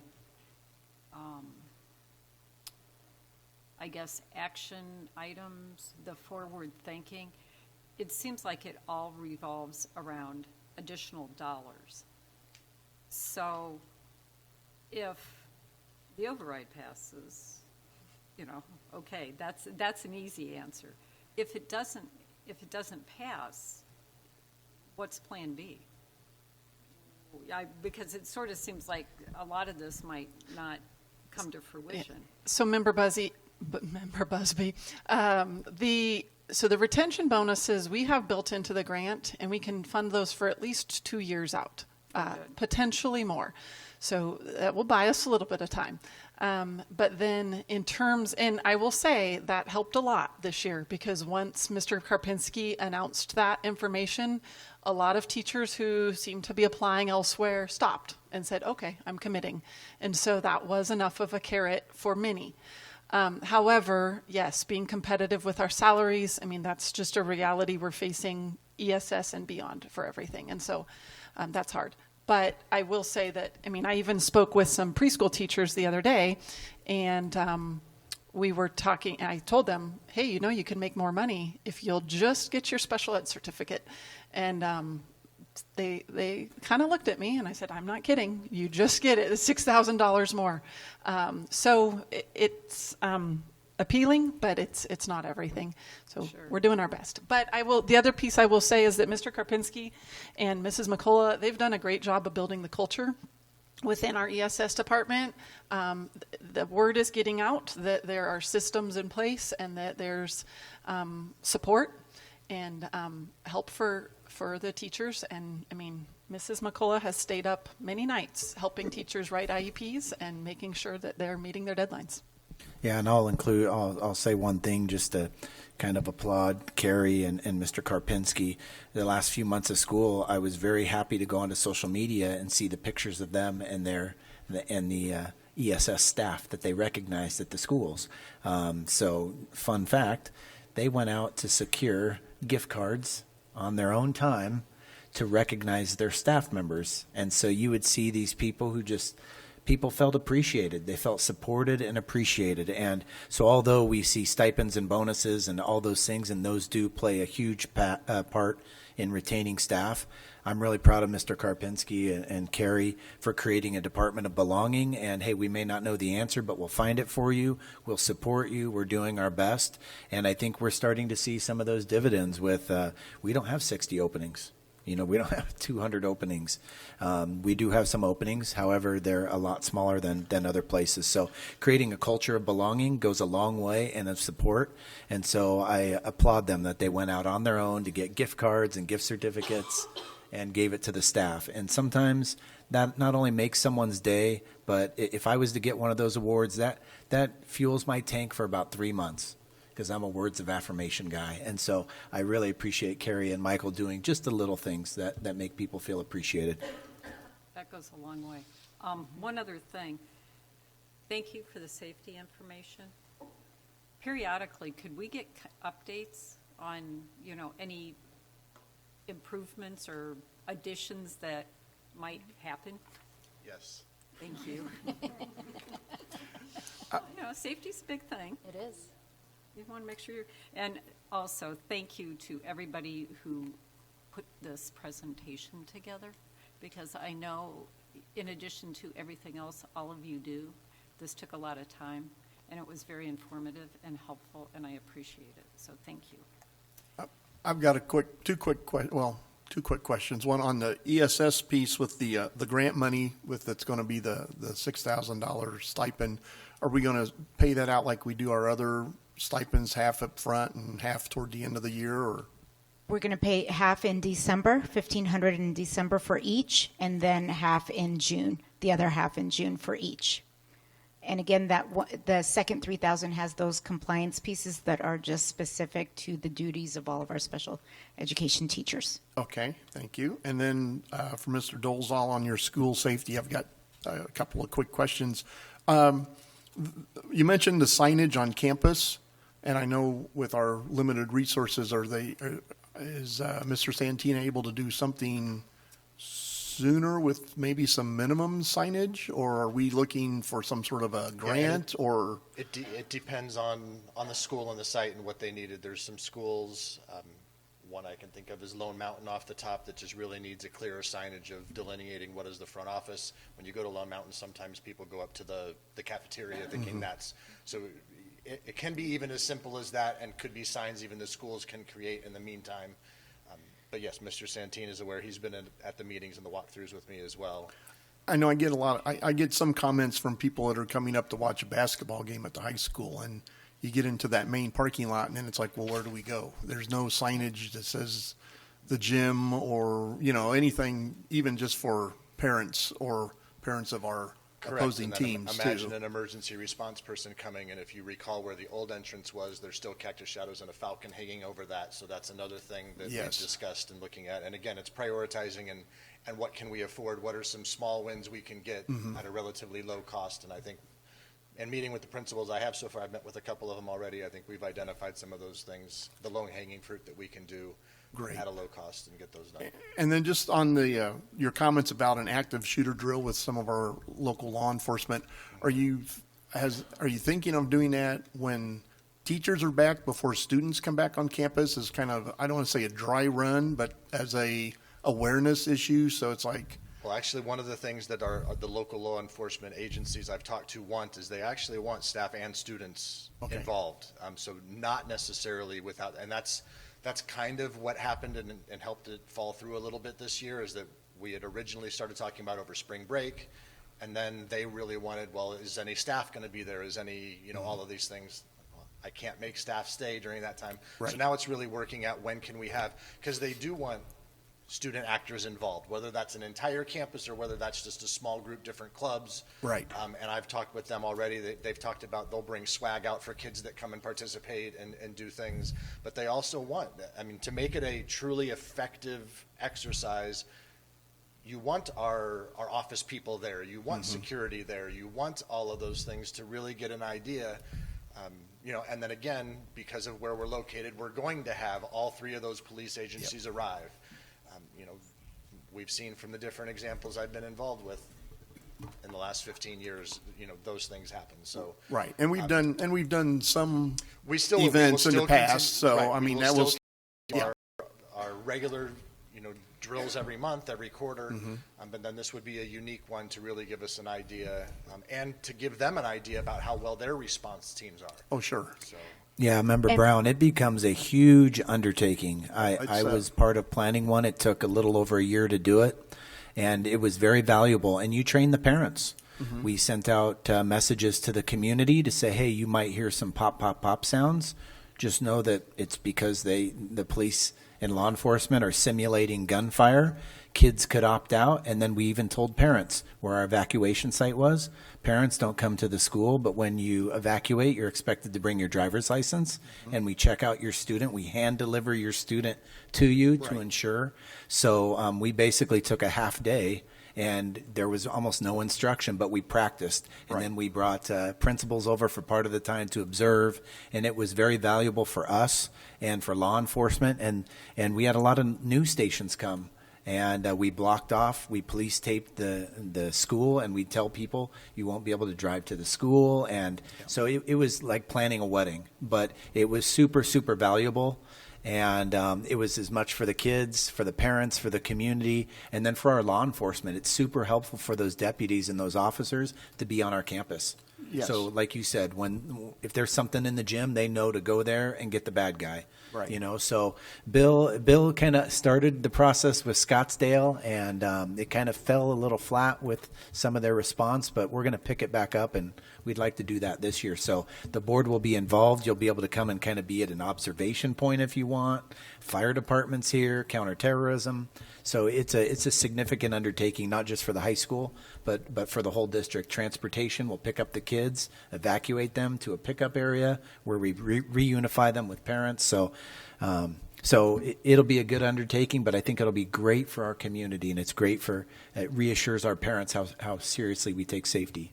Yeah, and it's unique. We're unique up here having 3 different law enforcement agencies and 2 or 3 different fire departments. And, for us, it is a big undertaking. And, some of the officers may not know where Lone Mountain is down Montgomery and has never been there. It's like, well, where's this school? I don't see a school. So it is good for us, obviously, for the training piece too. For sure, and that's one of the benefits of having that ACTIC walkthrough is that all of our sites now are on that interagency Haystacks network, to where if they pull it up, Mr. Santini and I, we've uploaded all of our site maps to it, so when they go in there, they can pull up all of that stuff and see what's going on and where to go and what the buildings are and those types of things. So there's a great advantage to that too. Very good. Thanks for all your work on that.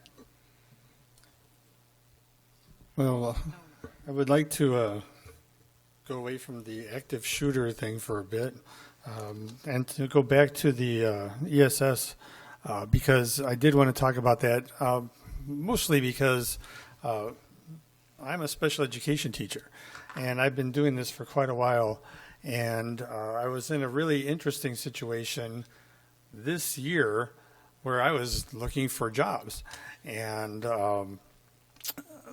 this came up right at the right time, and so I did get a chance. I had a lot of questions that I sent to Mr. Karpinski, and then, well, you know, he didn't offer to talk to me in Hawaii about this, so I did come in and talk to Ms. Scott. And what I really wanted to emphasize here, and it kind of goes to what Janet was asking about as well, you know, about the override and the money and all that. No other districts around here are doing some of the things that we're doing. We are, especially for the special education teachers, we are looking really closely at what they're doing. Sadly, a lot of districts don't do this, and so having these things in place that are going to pay these folks more money because they are doing their job and doing it effectively, it's a huge thing, and it really does. And trust me, I know, because I was going to all these other districts right around us.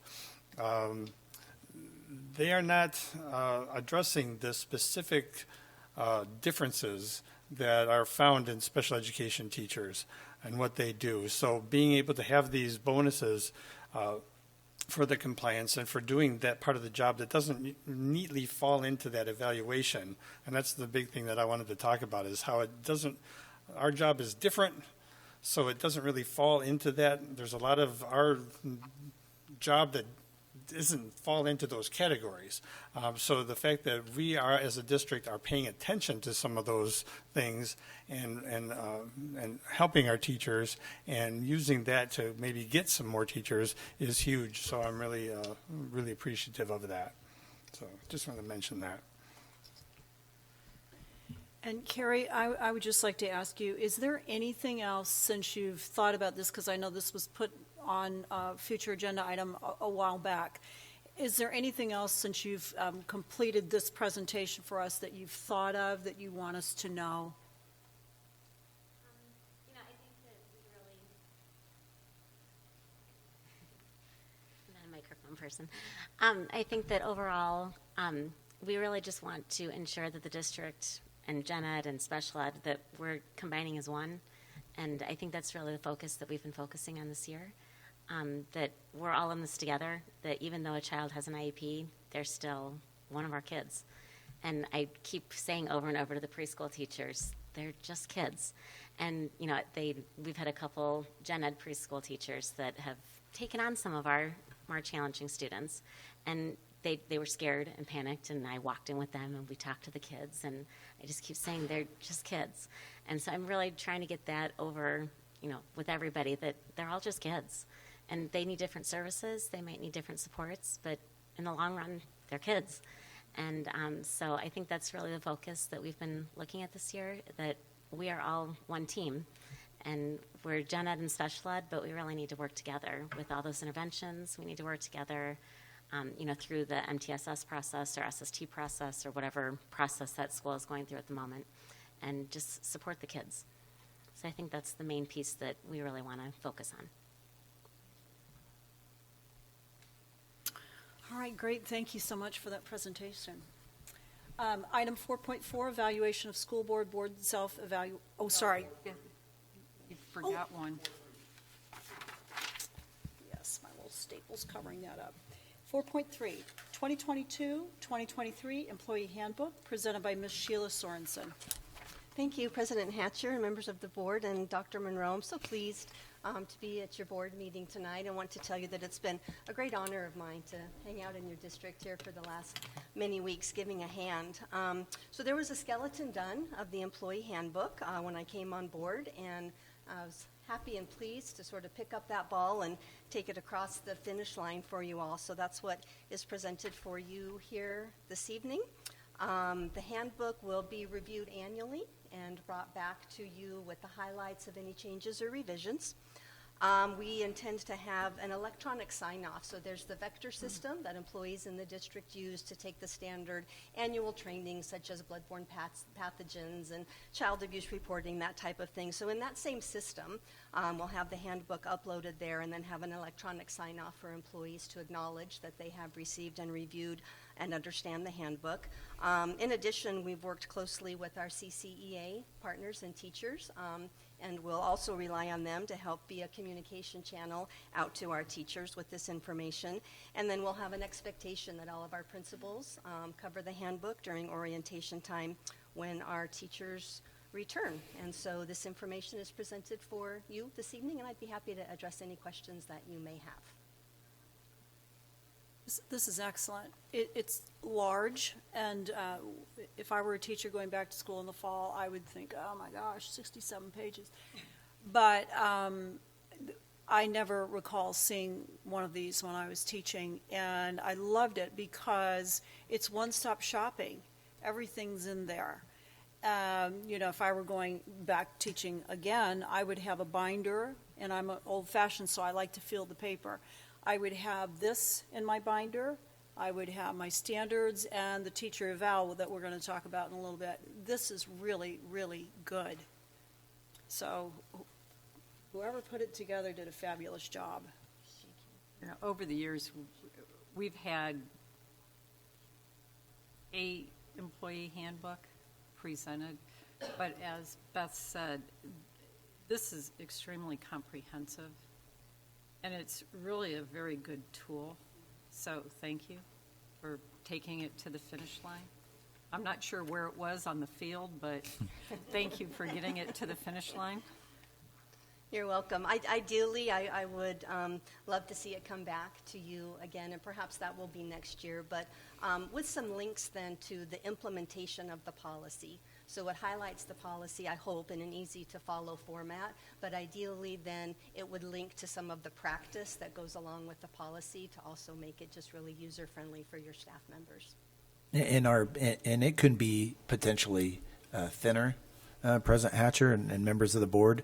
I'm really proud of Mrs. Sorensen. I appreciate all the work that went into this. My daughter just, signed a contract in Virginia, and she was given her employee handbook. And so I told her the good thing about that is you don't have to go through their policy manuals. You can look at the table of contents and flip to page 3, and that tells you what you can do for guest speakers, and the principals can help you. So Sheila, I appreciate all the work, kind of her picking this up. I am very proud of this document, and I think moving forward, Beth, it'll be more refined, and it can be cumbersome when you're going through 60 pages, and we can even format it so it's less. But it's really important content, and it's at finger's length for the teachers, so they don't have to spend 2 hours going through our policy manual. They can go to the employee handbook and find it on page 17 or what have you. One of the nice things about how this is formatted, I guess the best way to put it is it's pleasing to the eye, so it's not just straight text. And, 67 pages of nothing but text, you most likely will zone out very quickly. And so you have some little graphics in there and some little designs that make it much easier and friendly.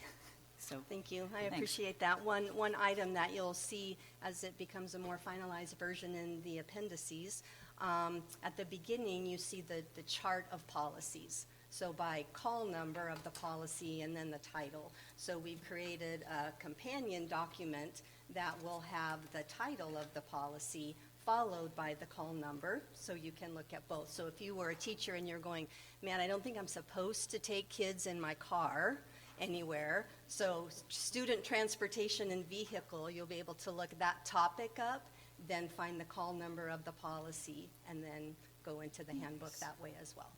Yeah, I would think that would also help if we have any new substitutes or any substitutes. And like you said, that's a great example. Oh, somebody's asking me for a ride home, hopefully nobody would do that. But and this is a yearly document that every employee signs. So I'll sign off on mine as the superintendent. I'm an employee. I'll sign off that I know about this document. I acknowledge that I've received it, and I can refer to it if I have a question. So, and then I'll do the same thing next year with a little bit of training and a reminder for classified and for certified.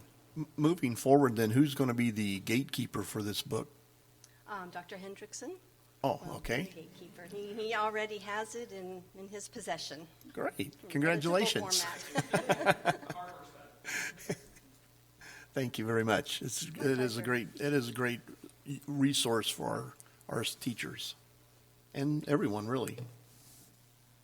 And they're going to get this at the beginning of the year, aren't they? That, even though it's, you don't have your table of contents or whatever, Yeah, and those items will be complete by the time it's posted out there for staff. Yeah, it's very good.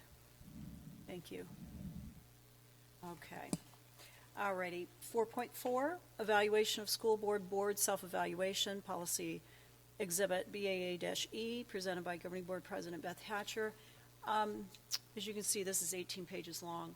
So if the board would agree, what I was thinking about doing was not running through this thing blow by blow and just saying, does anybody want to comment, and go that quickly. Is that okay with you guys? Yep. Yes, that's fine. So starting with A, is there any? Well, I want to make a comment which is encompassing of all of this. The one thing that I've noticed after reading through all of this evaluation, we've really failed ourselves. When this board came together, everybody came to the table with skills that will benefit the work that we do. But we've never taken the time to fully understand those skills and how they can work to benefit what we're doing. Instead, reading through this confirms it. What's happened is all of us have collectively sat down at this dais with preconceived assumptions of person A, B, C, D, or E. And whether those assumptions be right or wrong, it's an assumption. And with that, we know what happens when you make assumptions that are not followed up by a true understanding. You make an assumption, and more times than not, you're not correct because it's your idea, but you really don't have an understanding for the basis of whatever it is. And so it's unfortunate because we haven't done the work to understand how we can work together. We've failed ourselves to a degree. We've failed the district, and we've failed our community. And I don't expect everybody to agree 100% of the time. In fact, if we did, we'd be remiss because that tends to just be a rubber stamp. We should have the opportunity to gain an understanding.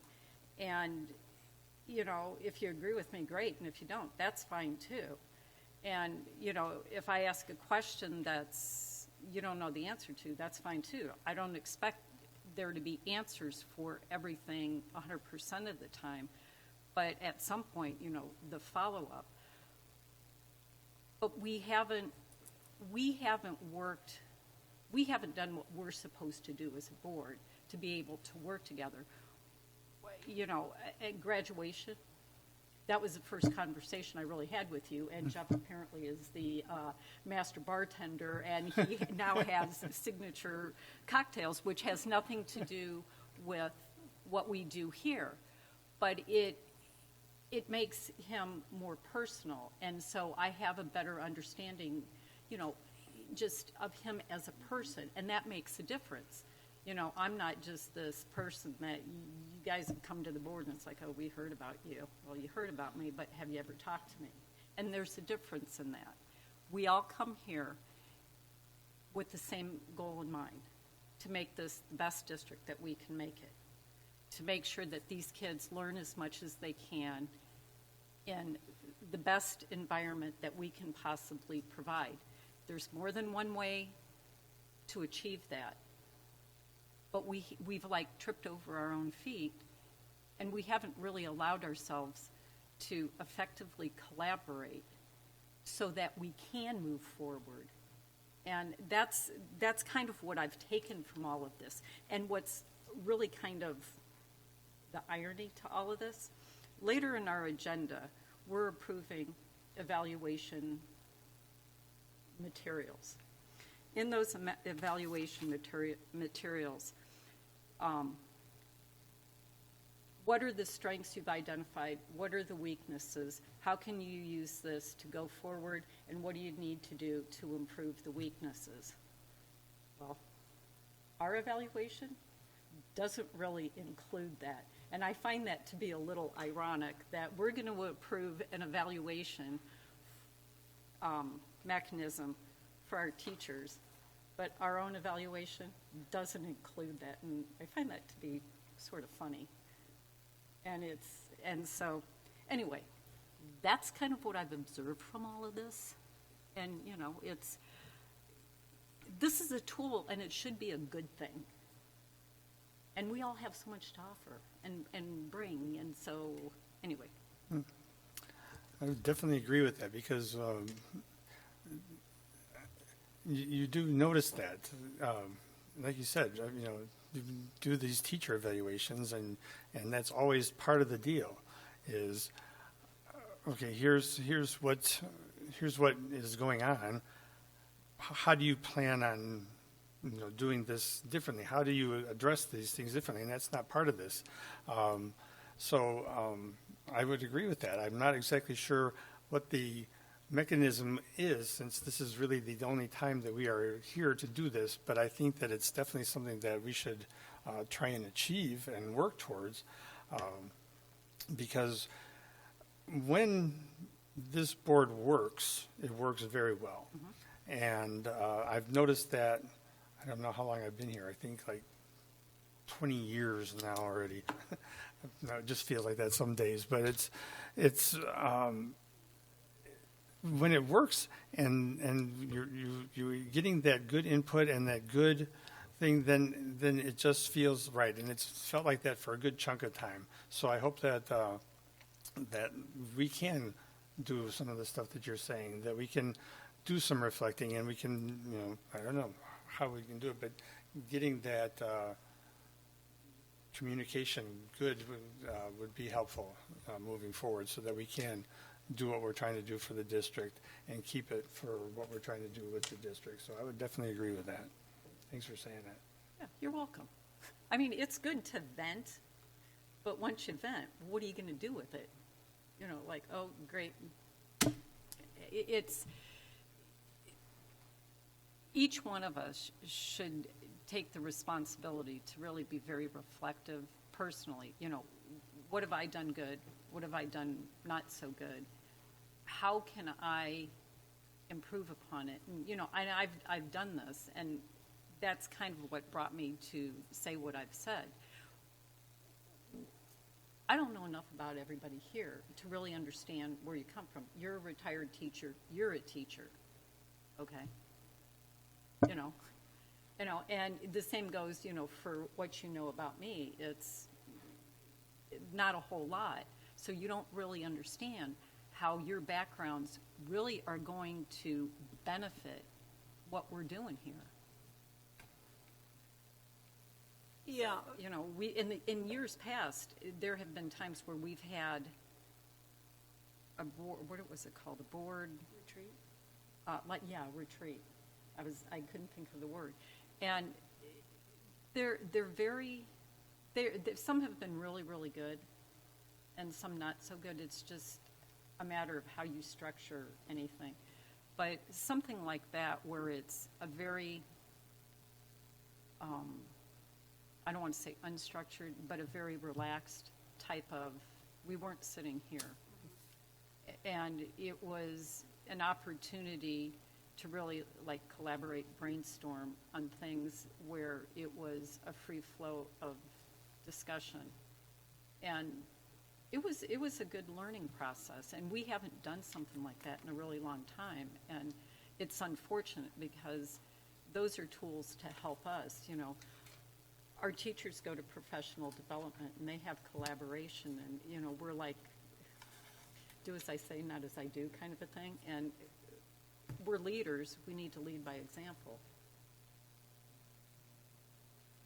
Yeah, I agree with what everybody has said too. And, you know, I think back on in the classroom, one of the first things you do with your class is to team build somehow, to establish rapport with one another. Teachers do that too in staff meetings. Boards don't do that.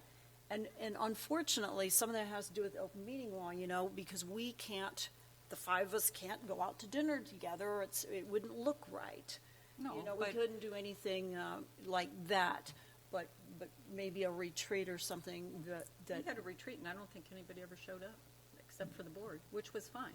It was posted, and we sat in here, and whatever our team-building activities were is what they were. And it was a good opportunity. And like I said, you know, we've become our own worst enemy. You know, we've tripped over ourselves, and I feel bad because we haven't been able to be as effective as I know we have the ability to be effective. And, you know, personal assumptions about someone or, you know, each other, whatever, it's come into play, and it's not fair to ourselves, and it's not fair to the district or the community. And I expect more from myself, and unfortunately, I expect more from this board because I'm sitting here. But I love this district, and I've given so much of myself to this district. You know, I'm at the point of frustration where we're better than this. And so now the question is, how do we fix it?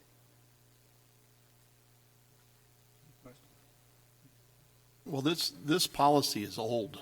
I mean, if you go back, if you pull the actual policy, BAA was adopted back in April of 2004. So we're looking at a document we're coming close to, you know, almost 20 years ago. And maybe it's on us as this board, maybe we should re-examine BAA because it's our policy. It's not a, excuse me, it's not a state, it's not a copyrighted policy. So I know this is our policy. And maybe we take this opportunity to take a look at that. Obviously, anything that's almost 20 years old, we should at least refresh it. And maybe we don't make any changes to it moving forward, but maybe we need to give ourselves that chance to look at this policy and say, well, let's, you know, even if it's just a matter of rephrasing, maybe doing a little modernizing of this document, because the world's definitely a lot different now than it was in 2004 when this was put down by that board many years ago. And, you know, we can get better ourselves personally and as a group, I think, by really looking at that. And I like the idea of a retreat. I like, you know, maybe we go up here to the Holland Center and spend a Saturday morning, and we convinced Dr. Monroe to bring us coffee and bagels, and we get a chance to just sit and maybe take that chance to look at this BAA policy and say, where do we need to improve? Where ourselves first, and then where do we need to improve as a board? And I think definitely with the talent that the five of us have, we could definitely get through this and make it something much more meaningful for us. Yeah, that's a good idea.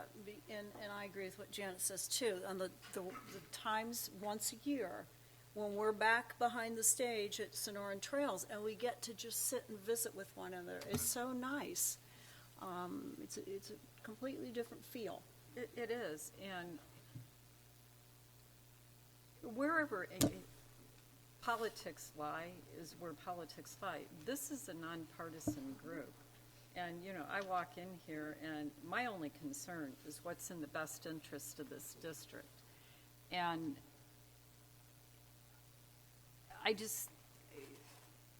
we can do better. period. We can do better. So we should have a retreat for this, to build a new evaluation. That's a perfect topic for a board retreat. Yeah. I like it. Okay. Well, can we move on then? Move Are we on. good? We're good. All right, that was Fine. good, y'all. Thank you. Number 5, action consent. Is there a motion to approve action consent as presented? So moved. Is there a second? Second? It's been moved and seconded to approve number 5, action consent as presented. All in favor say aye. Aye. Nay, abstain. Motion carries. Action consent is approved as presented. President Hatcher, with that HR approval, I'd like to introduce the new principal at Desert Sun Academy. She is not here. I think she may be in the process of moving. But Kelly Zivchek. So I know you saw her name and you were wondering how to pronounce it, but Kelly will be our next principal at Desert Sun Academy. She's very excited to arrive and build relationships with the Cave Creek Unified School District, work with Mr. Bagwell on the transition. She has been an assistant principal for 4 years and been a building principal at the elementary and middle school levels for a combination of 7 years. Before that, she was a ELA teacher in 4th grade, 5th grade, and 8th grade. She's a graduate student from Ashland University. She earned a master's degree in ed leadership and a master's degree in literacy. She completed her undergrad at Ohio University and earned a Bachelor of Science in Communications. After graduating from Ohio University, she completed her Bachelor's Plus program at Ashland University to earn her license. She is from Columbus, Ohio. I think that's where Ohio State is. And she has been visiting Arizona for the last 15 years with her husband, Tom. They're both excited to relocate to Arizona with their 2 dogs, George and Reese, so they can enjoy Arizona's warm weather and sunshine. And I'm sure the board will be able to meet her in person very, very soon. But if I'm not mistaken, Patty, she's in the process of the move right now. Yes, Dr. Monroe, I believe she is moving here at the end of this week, so the movers were scheduled somewhere in that area. She's still coming despite record heat a few days ago. Okay. I'm noticing a kind of a common thread here with some of our most recent hires. They all have dogs. So is that Yes. like a requirement of hire? Yeah, it's dogs in the Midwest. There's some sort of pattern here. I'm not sure. So, Yeah, well, welcome to her when she gets here. Number 6, old business, there is none. Number 7, new business, 7.1, Upper Iowa University Contract and Pima County Community College Agreement, presented by Ms. Sheila Sorensen. President Hatcher and members of the board, you have here 2 agreements. The first one from Upper Iowa University is for a counselor in training program. So this agreement would allow us to have student or counselor interns and counselor student teachers, I guess, if you will, placed in our schools and our programs as they go through the counselor preparation pipeline. The agreement with Pima Community College is for student interns and student teacher placements as well. These agreements to me are key to our recruitment efforts. It's our relationships and our partnerships with these upper education institutions that help fuel the pipeline and get student teachers and student interns into our classrooms. We would recommend that the governing board approve the Upper Iowa University contract and the Pima County Community College agreement as presented. So moved. Second? Questions? Do we have student teachers, student counselors from these 2 universities already in the pipeline to come here this next school year? Upper Iowa, I believe, is an agreement that we have had in place in the past.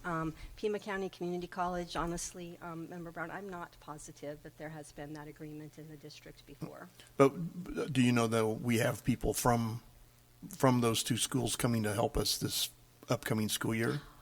We do not have them secured yet. This gives us the ability. This has to be approved first. Okay. Then we have that relationship, and they reach out to us and say, now that we have the agreement with you all, we have some candidates to send you. Great. Don't let them out the door. No, we won't. and Member Brown and members of the board, I'll tell you, Sheila, we discussed this briefly today, and Frank and I met, Dr. Hendrickson and I met. The board will likely see these kind of agenda items on future board meeting agendas because we're on the search.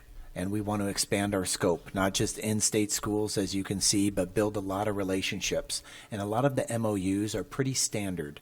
So I just want to tell the board, in the next few board meeting agendas and moving forward, you'll probably see other universities or other organizations, if we know of them to be of good reputation and they have people for us that are of our Cave Creek caliber, we want to have an agreement so we can open up those channels. So just so you're aware, you'll probably see more of these items moving forward. Upper Iowa will probably have people bringing dogs. Are there additional questions or comments?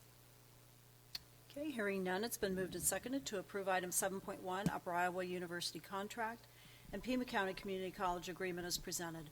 All in favor say aye. Aye. Opposed? Abstain? The motion carries. Item 7.1 is approved as presented. Item 7.2, approval of the 2022 ECS summer rates of pay, presented by Dr. Patty Jensen. President Hatcher, members of the board, administration is presenting for approval the 2022 ECS summer rates of pay. Our ECS program has received a one-time grant to provide relief for finding childcare workers through our ECS program. One of the allowable expenses of the grant is to increase the pay rates for childcare workers. As such, the administration recommends that we temporarily increase the ECS summer pay rates so that we can serve more students in our summer programs, which are busting at the seams right now. This is fully funded out of the AZ On-Track Grant and the AZ CCAA Child Care Stabilization Grant. Administration recommends or moves that the governing board approve the 2022 ECS summer rates of pay as presented. So moved. Is there a second? Second. Okay. Questions? Nada? All right, hearing none. It's been moved and seconded to approve item 7.2, approval of the 2022 ECS summer rates of pay as presented. All in favor say aye. Aye. Opposed? Abstain? Motion carries. Item 7.2 is approved as presented. Item 7.3, approval of teacher evaluation tool, TEPES, and the leader evaluation tool, LEPES, presented by Ms. Nancy Diab-Scott and Dr. Patty Jensen. President Hatcher, members of the board, earlier you heard about our effectiveness committee and about our TEPES and LEPES handbook and our evaluation tool, and administration moves to approve the teacher evaluation tool and the leader evaluation tool as presented. So moved. Second. Questions, comments? I just have one question. I assume that there's already identified evaluators?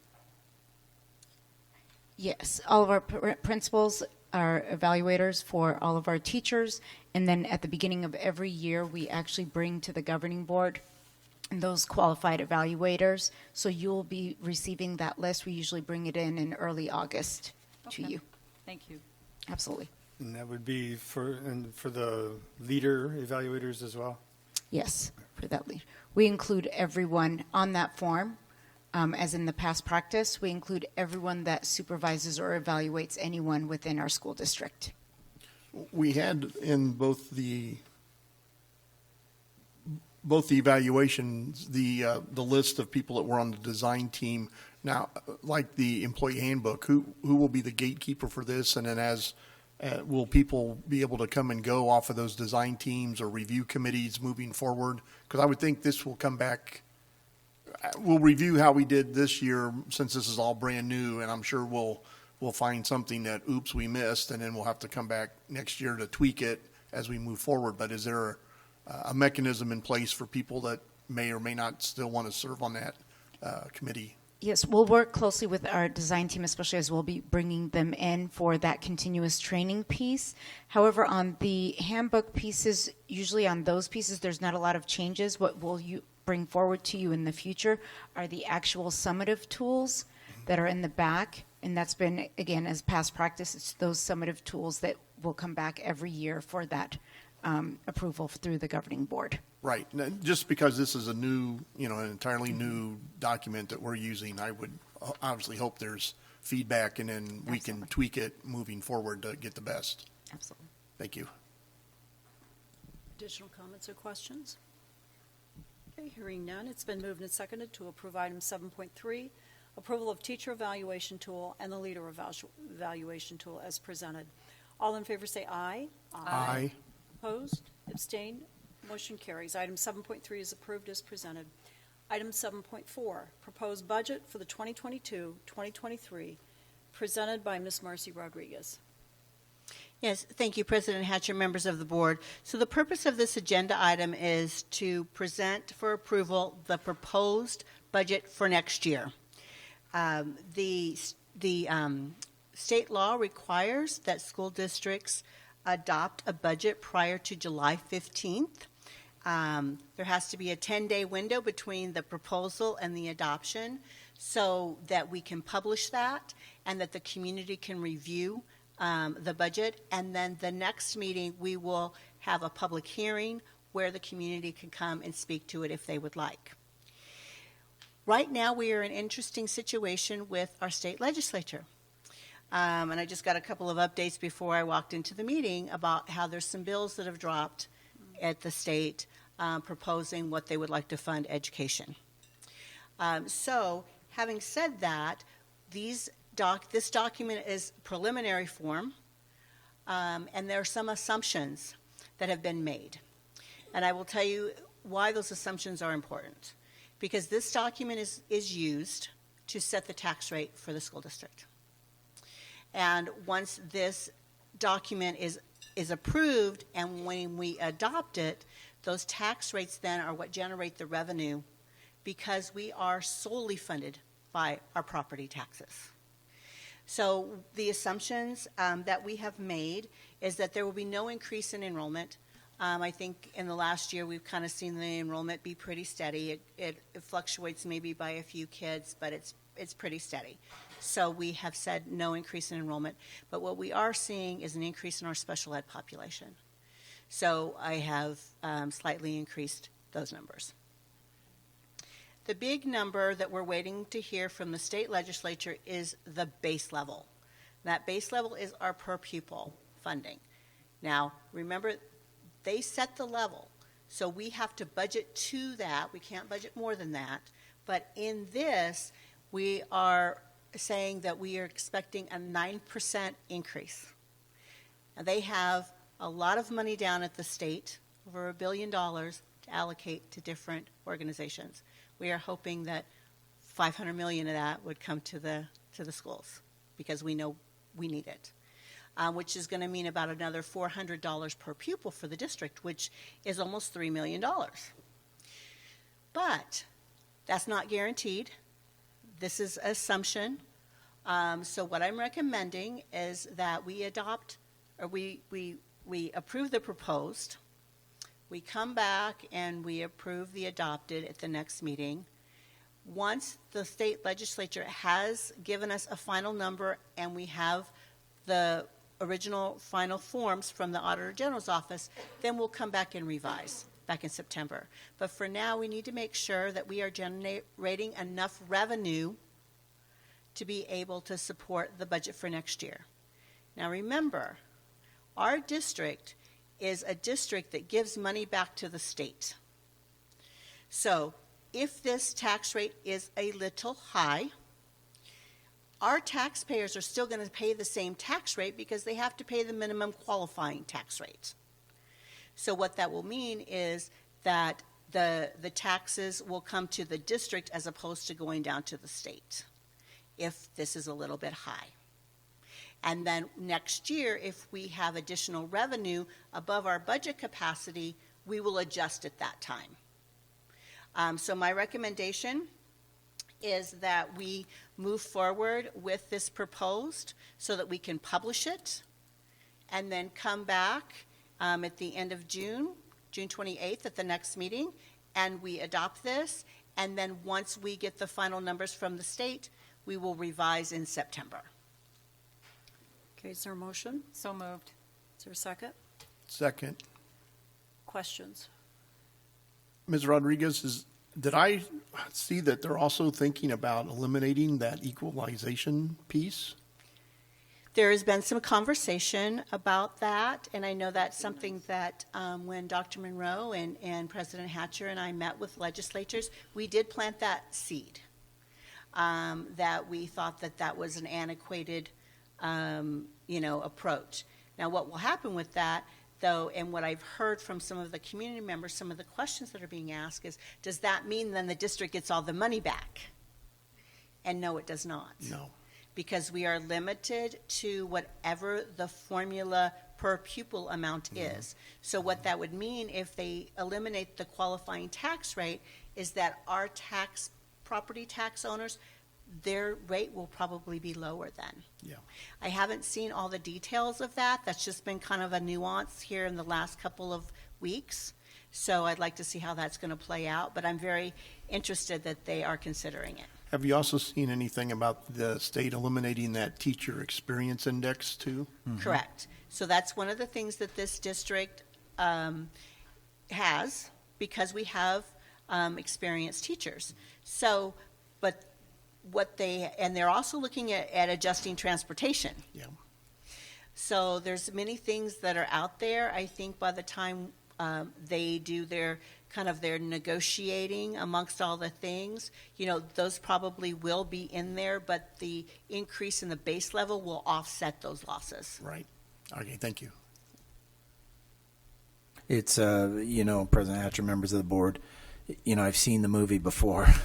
And it's getting a big Christmas present. It looks really good, and you have high expectations, and you open it up, and it's a pair of socks. In fact, it's not even socks; it's one sock. And so there's a lot of leaks, and there's a lot of things out there that Member Brown's asking about, and it's hard to really know. And so I always stay very level.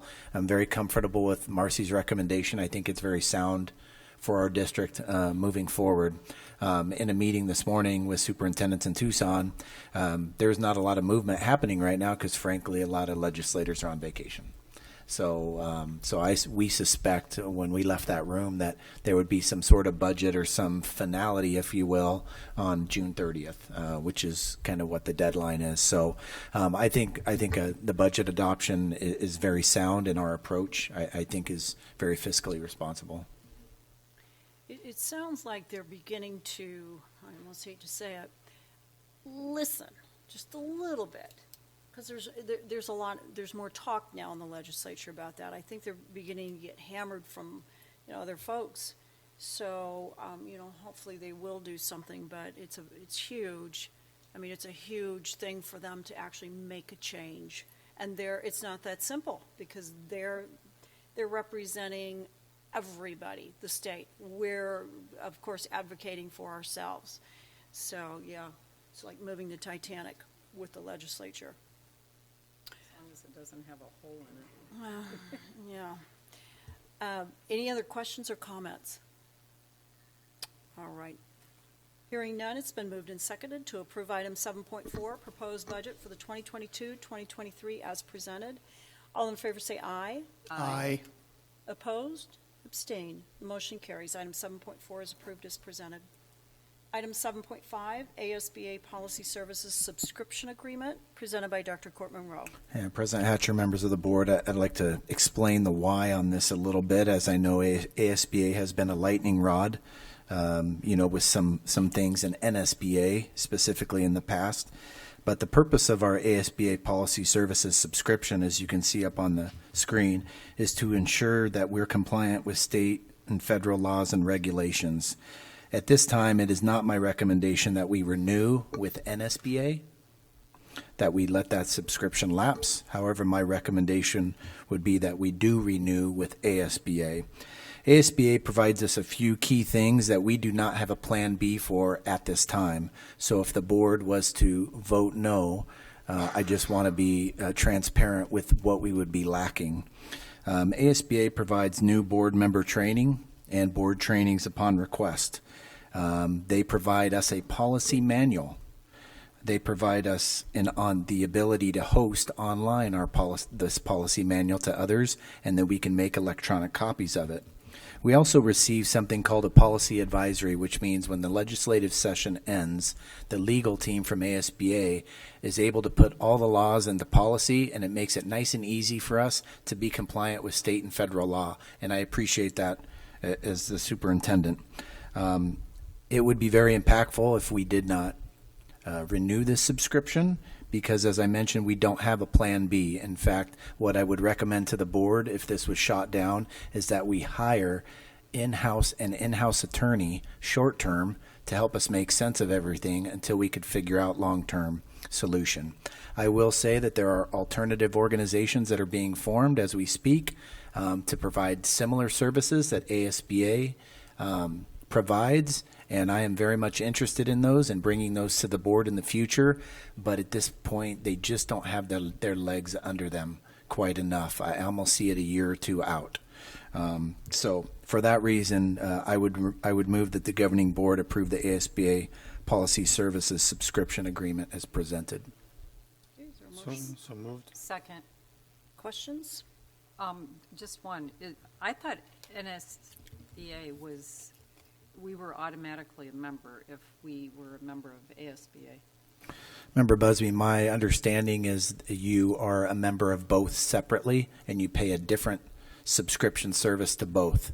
Frankly, there's not a lot we get out of the NSBA membership, and because of some of the scrutiny they've been under, it's my recommendation that we do not renew with NSBA, but that we keep with ASBA. Okay. I think ASBA has pulled out of the NSBA. They did. Yeah. Well, if we would vote no on this, that would impact our employee benefit package, wouldn't it? Yes, and as the board was aware, as I communicated to you, we have a new ASBATE board member in our midst. Mrs. Marcy Rodriguez is going to be on the ASBATE board, but if we did pull out of ASBA, we'd really have to think through what we would do with our employee and health insurance package through ASBATE, which is kind of a offshoot of the ASBA. So, yeah, that's a huge piece I neglected to bring up. Thank you. Well, and we just approved an action consent under 5.20 and 5.21, our insurance renewals with ASBA and the trust, and the only way our members are eligible to do that is to be a member of ASBA. And we're the same way with the employee insurance too. That was one of the caveats, that we had to be a member of ASBA to have ASBATE as our employee insurance. So they're all kind of locked in here together. I would anticipate some movement, to be honest with you, in the future, because there's a lot of moving parts that are happening with some of these organizations. And like I said, I know a person on the ASBATE board. And so, again, as a superintendent, my job is to do what's best for Cave Creek, for our students, and for our teachers. However, at this time, at this moment, I think the subscription is the right thing because of all the subscription renewal, because of all these things we're just discussing. However, I do think it's an open conversation, especially if, number one, we can save money and we can get better bang for our buck through another service agency in the next few years, or in the next year or two. The payment for the policy services, that's similar to what we've paid in years past? Yes, that is correct, Member Brown. Thank you. And just one point of clarification, if I may. The Arizona Risk Retention Trust is not associated with ASBA. They are a separate organization. Do you want to, Marcy, so why are you making that point of clarification? Well, just because Member Brown had made the comment that ASBA and the trusts were associated with each other, similar to how ASBATE and ASBA gotcha. are. Okay. But the trust is a separate organization, so we would not jeopardize our relationship with the trust. Okay, thank you. Mm-hmm. I like the ASB. I'm glad they backed out of the NSBA. I have to say, I didn't support what the NSBA had done. But I like what they do, because I have taken some of their webinars and their training, particularly on finance, and I found it really helpful, very informative. The other thing I like is that we have somewhat of a voice. When we approved the platforms that we just approved a while back, short time ago, so we have somewhat of a voice, and there's power in group voices. And then the other thing is that I've listened to the state legislature, and I pay attention to when the ASBA comes up and goes, I don't want to say goes against, but presents the case. And normally the case is for educators. It really impacts our teachers. And so I like that they are a voice that advocates for education. And, they're for transparency and all that stuff too. I mean, I've listened to Chris Cotterman talk to the legislature. So I appreciate what they do for districts, because they do a lot more than just write policy. And, as we just talked about, one of the things that we've been asking for the last 2 years is that equalization formula to be addressed. And if it does, that would really be good, and then we can take full credit for it. The Cave Creek bill. Yeah, the Cave Creek bill, exactly. Okay. All righty. Any other questions or comments? We've had this in existence for several years. I'm assuming, I was just disappointed. We had a policy question that had come up, and I was hoping that we would have had an ASBA person from their policy department come up to help us work through it, and we eventually did get through it, but it was with legal counsel instead. So I was a little disappointed that, we're one of many districts that belong to ASBA, but we should all be equal. And, if we're paying for the policy service, then maybe it was a scheduling issue, or maybe the times didn't work out or whatever. But I was disappointed at that one instance that when we really could have used maybe some of their policy guidance, they weren't available or couldn't make it, or whatever the case might have been at that time. So that's just a comment. I'm not looking for an answer, but. Yeah, Member Brown, we do have that. And again, that may have been, whether it was my time or before, that may have even been a fault of the staff, because that is something they offer, that they would come and be at a board meeting. And so, yeah, maybe it was a scheduling conflict. I'm not sure what could have happened, but you do have that service with ASBA, that they come and train the board, help the board understand, explain through policy, or they might have legal do it or what have you. But that's something that when we pay this, they agree to do for us. So that could have been a fault of the staff, Member Brown. It could have been my bad, or someone else's. Maybe we didn't make the phone call or what have you. Yeah, I don't remember all the details, but I just remember that we ended up with legal counsel, and I'm like, well, why, if this is a policy? But hopefully if we have our retreat and do a chance to redo BAA, that we do maybe have somebody from their policy department walk us through the steps too. Mm-hmm. Yeah, Member Brown, members of the board, I've seen that very common in past districts with regards to retreats or work studies, where ASBA will actually come out and host that, and it is a little more casual and it is open to the public, but you can still get at some of those team building elements.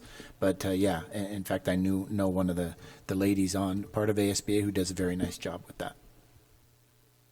Okay, anything else? All right, hearing nothing else, it's been moved and seconded to approve item 7.5, ASBA Policy Services Subscription Agreement as presented. All in favor say aye. Aye. Opposed? Abstain? Motion carries. Item 7.5 is approved as presented. Number 8, future agenda items. There are none. Number 9, upcoming calendar events. 9.1, calendar events presented by Dr. Court Monroe. Yeah, President Hatcher, members of the board, just to remind the board, our district office is open Monday through Thursday from 7 to 5. We're closed on Fridays. And on July 4th, Monday, I believe it's a Monday, the district office will be closed. And believe it or not, August 1st is a Monday, will be the first day of school. So we'll be here before we know it. Yes, indeed. Time flies. All right. Number 10, adjournment. Is there a motion to adjourn? So moved. Second. All in favor say aye. Aye. Opposed? Abstained? Motion carries. Meeting is adjourned.